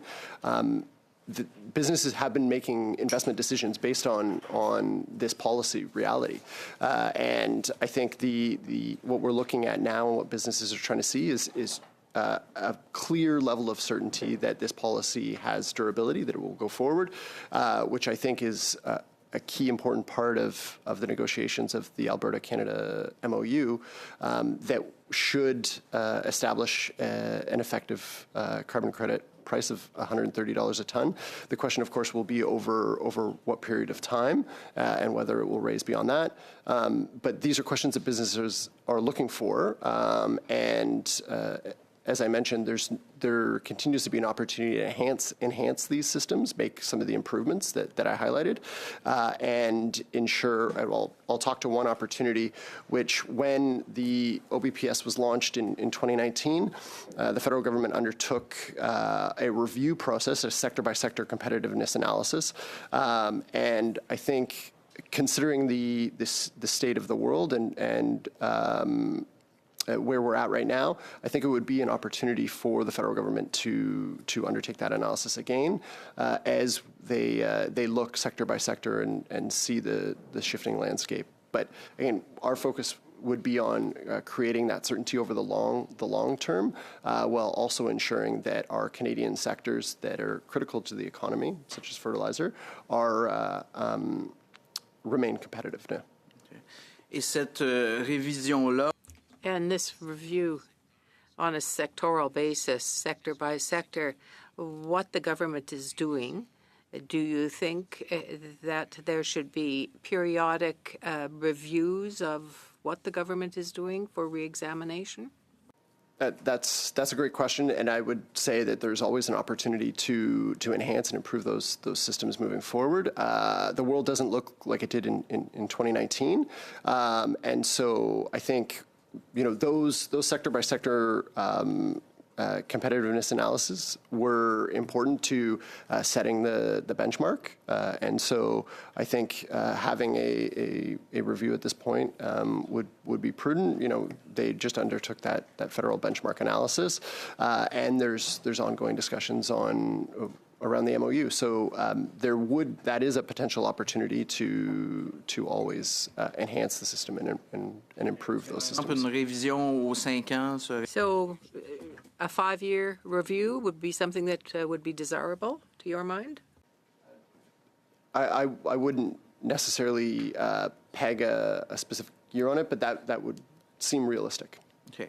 Et post-2030, le gouvernement. And after 2030, the government says it's going to continue to increase carbon pricing. Can you tell us the extent to which it should continue after 2030?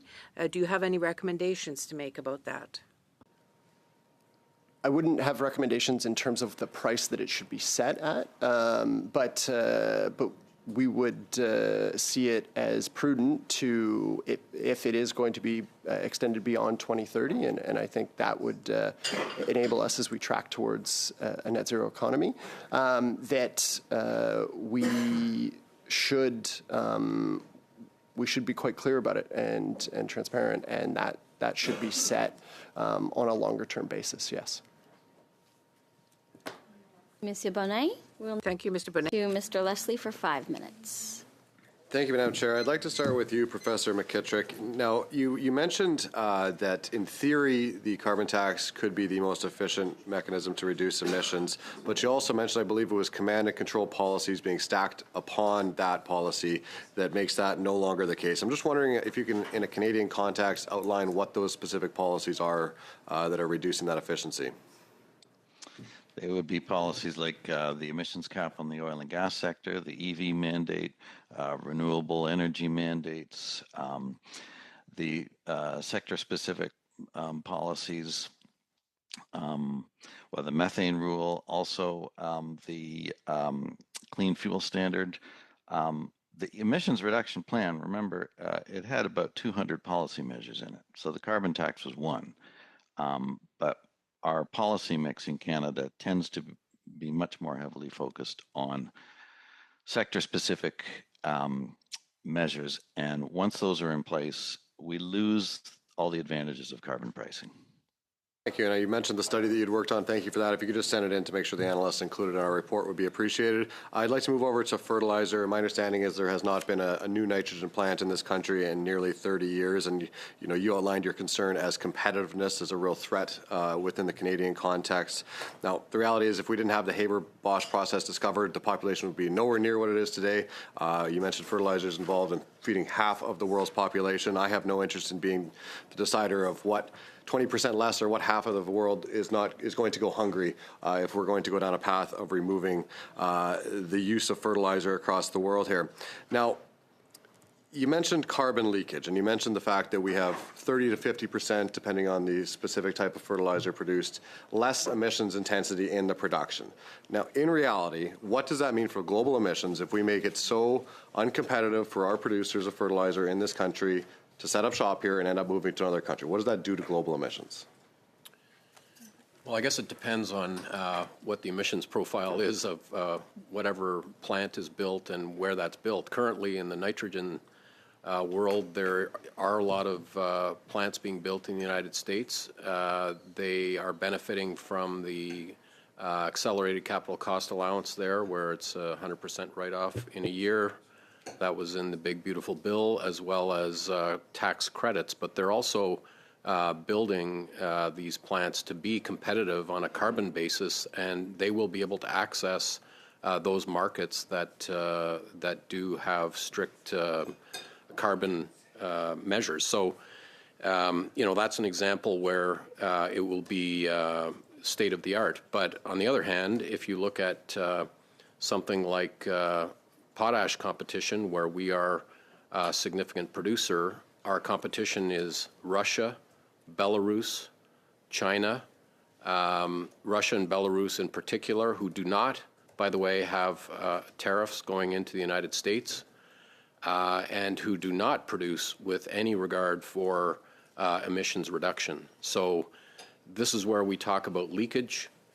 Any additional costs that are imposed on our industry risk that kind of leakage in the face of that competition. Could I get you to expand on the need for domestic production? Obviously, we're seeing cost fluctuations due to the situation in Iran, but in purely logical terms, from food sovereignty perspective, the value of keeping fertilizer production in our country, as opposed to policies implemented by the EU that have seen closures there, and with high energy prices, we have abundant natural gas. We have all of the essential elements to ensure we have sovereign food production. Could you just speak to the importance of that in the Canadian context? Well, I don't think we should be protectionist, because we are both importers and exporters of fertilizer. We import all of our phosphate-based fertilizers, and we export potash, and we export some nitrogen-based fertilizers.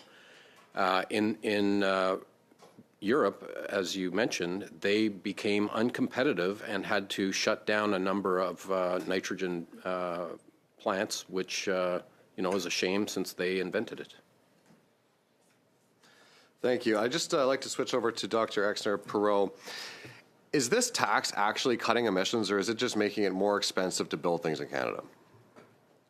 So at some level, it might promote some innovation, and we have seen that obviously the oil and gas sector has cut emissions, but the concern is that increasing it to $130 an effective ton will do very little, certainly in oil and gas and electricity in particular, to cut emissions. It'll just get passed on to the consumers, or it'll be lost production.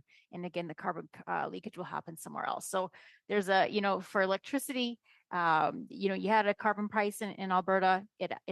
I'll just say, that any additional, I've interviewed them and wrote a paper, any additional industrial carbon price they expect in electricity in Alberta, for example, will completely be passed on to the consumer. It would have to be $170 or $200 a ton to actually stimulate, for example, new investment in a different technology.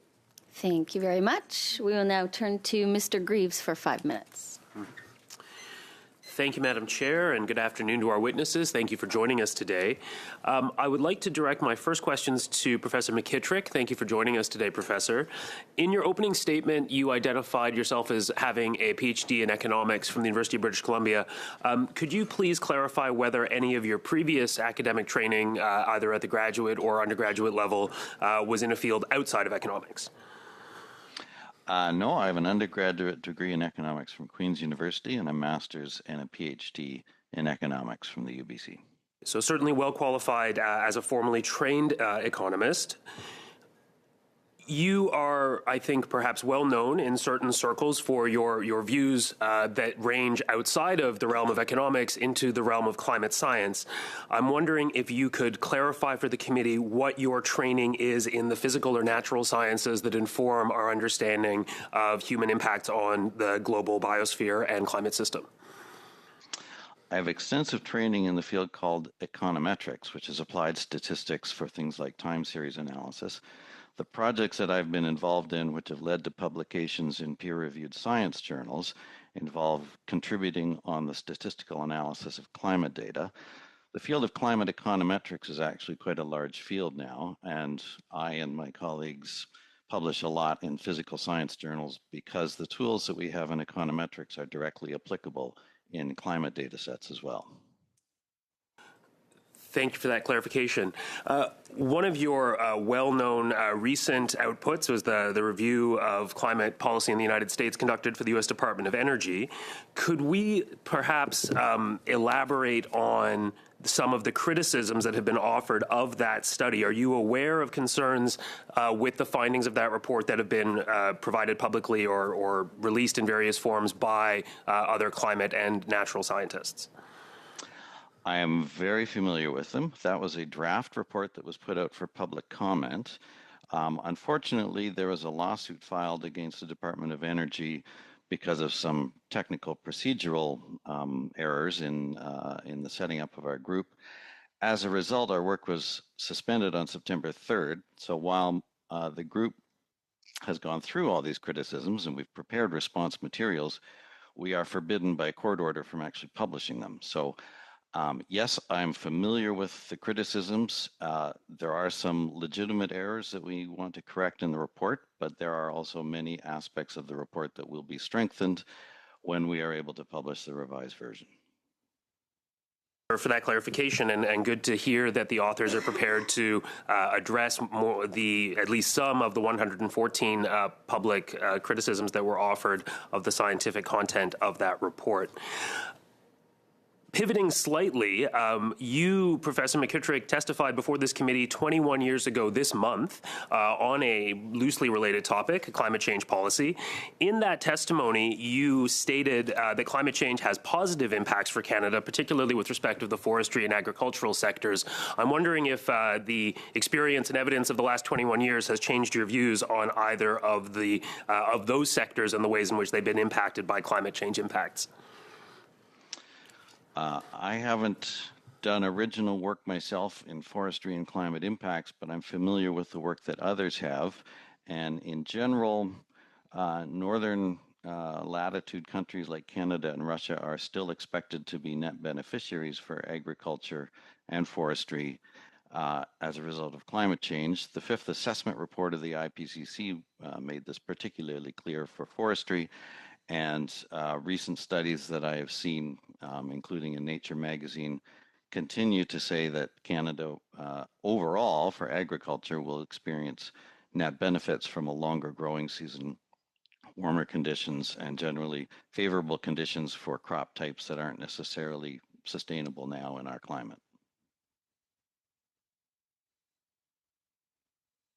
Of climate change on agricultural production, and many of those perspectives are borne out by evidence that we have of sustained drought conditions in this country. As of fall of 2025, in fact, 85% of Canada's agricultural lands were under drought conditions, which I think suggests that there may be a more focused lens that we might bring to the question of how agriculture will be negatively impacted by the aggregate impacts of climate change, not just the increases in average global temperature. With respect of the questions around the impacts of climate change on the forestry sector, however, this is something that has been of great impact and concern in my home province. In 5 seconds, 10 seconds, would you be able to comment on how you see the forestry sector as benefiting from increased global temperatures? Well, it's partly temperatures, but it's also the increased CO2 concentration of the air, which is a direct benefit for forest growth. Thank you very much. Monsieur Bonin, pour 2.5 minutes, s'il vous plaît. Merci. Mr. Bonin, 2.5 minutes. Mr. Clark, do you believe that fossil fuel and energy subsidies will counter carbon pricing, and will that in any way harm clean energy endeavors? Thank you for the question. However, our organization and our alliance doesn't focus on the oil and gas sector, so I wouldn't be able to comment on that. I think there's others that are better placed. Okay. Le fait que le gouvernement finance les énergies fossiles. The fact that the government is funding fossil energies, you don't think that has an effect on carbon pricing? The oil and gas sector, it's just not an issue that we work on. Et il y a pas. Est-ce que ça enlève de l'argent? Does that take money away from clean energy deployment elsewhere? If, say, one sector is financed while others are not? I think what we've seen, and we've certainly advocated for this, is the delivery of the clean economy investment tax credits. One piece that I would highlight that we've also advocated for is the extension and expansion of those ITCs. That I think that is an important and certainly productive. Merci, mais c'est pas vraiment sur ma question. Yes, thank you. But you published a report that Canada has been dropping in the overall worldwide categories that are established with respect to carbon pricing, while others are rising very quickly. Can you explain what you meant by that? Were you referencing Canada's clean energy investment in 2025, the transition investment? So what we did see last year, according to Bloomberg NEF, was a decrease. Canada dropped out of the top 10 in those investments last year. In part, that was due to the removal of the subsidy around electric vehicles, which has been reinstated. We would hope that Canada would return to the top 10 next year. It's a very significant opportunity. As I mentioned, it's $3 trillion globally annually. And we believe Canada is incredibly well positioned to capture some of those, not only in things like clean electricity, which this committee's heard a lot about and done thinking. But Thank you, Mr. Clark. Merci, Monsieur Bonin. Thank you, Mr. Bonin. Mr. Bexty for 5 minutes. Thank you, Chair. Thank you, witnesses. I appreciate your contributions today, and I hope we all benefit from them. I'll start with Dr. McKintrick. I wonder if you could comment a little bit. You know, even though we've heard another testimony, Climate Action Network casting aspersions on your model, and there's some dismissiveness of the notion of carbon leakage, what portion of our trade economy do you think, I know you're not Stats Canada, but what portion of the trade economy is your assumption is with countries that have no carbon pricing? You know, between our competitors, our customers, how are we exposed to the globe? Well, I don't have specific numbers off the top of my head. As a general rule, about 75 to 80% of our exports are going to the U.S. Now, it's not the case that the U.S. has no climate policy or no carbon pricing. Some jurisdictions do, but nationally, they do not. And then countries in Asia, India and China, likewise, if they have carbon prices, they are at a de minimis level.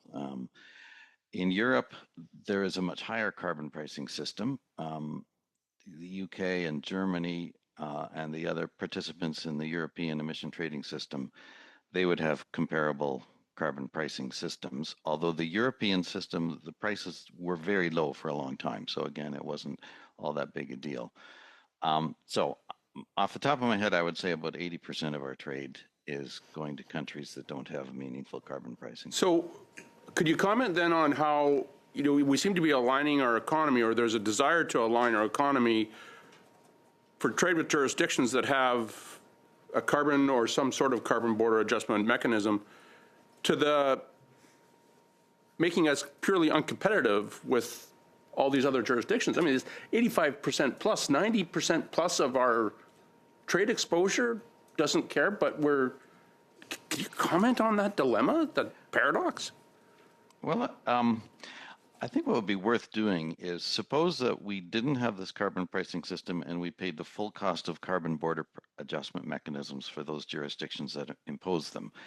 How would that compare to imposing the carbon pricing system on ourselves for all of our exports?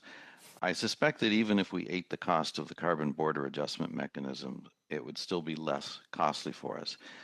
The other point that I would make is we hear a lot of reference to places like Germany and the UK. We have to ask, do we really want to emulate their experience with deindustrialization? Because there certainly are problems in those countries where they've moved out of step with their major competitors, including in Asia. And as a result, it's this leakage problem over again. Emissions don't go down, they just move to different jurisdictions. But domestically, you incur a lot of reductions in your standard of living. I appreciate that. The standard of living of Canadians will suffer because of that. Thank you. I'd like to turn to Fertilizer Canada, and our time is running short, so really succinct.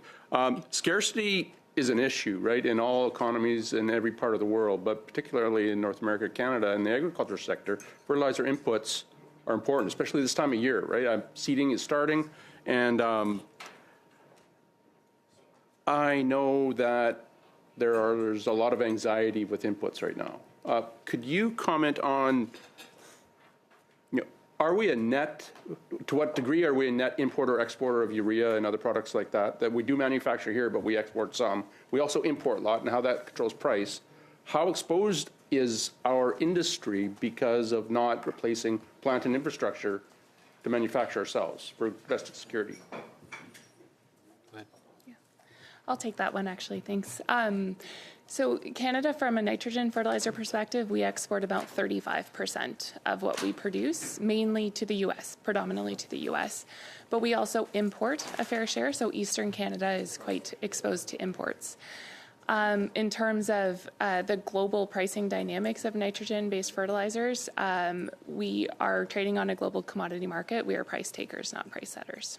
So the industrial carbon tax and these carbon pricing mechanisms and schemes, though, is that stifling building of new plant and infrastructure in Canada? It's hard to tie the two together directly. I would say the overall capital investment needed to bring a new nitrogen production facility online is very significant. It's in the billions of dollars. The last nitrogen fertilizer plant to come online in Canada was in 1992. So with a big trade between the U.S. with urea, especially in ammonia products, that them having no carbon pricing really curtails our performance. Thank you very much, Mr. Bexty. And finally, to wrap up the industrial carbon study, which was proposed by Mr. St. Pierre, the floor is yours for 5 minutes.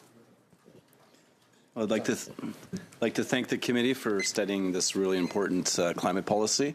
I know the report or this request for studying the industrial carbon price came out last November, so I'm glad that we're wrapping up this study and really excited to see what the recommendations will look like. So thank you for everybody contributing, and thank you for coming today as witnesses. I have a question perhaps for Fertilizer Canada. It's around hydrogen and ITCs. I'm wondering if you can elaborate on what it would take to make clean hydrogen, and thinking green or blue or whichever color you want to discuss, sort of hydrogen to ammonia production, and maybe discuss the link to ITCs. I think Fertilizer Canada has been supportive of some of the ITCs, but if you can unpack that a little bit, it'd be appreciated. Absolutely, yeah. We've been generally supportive of this suite of clean economy ITCs.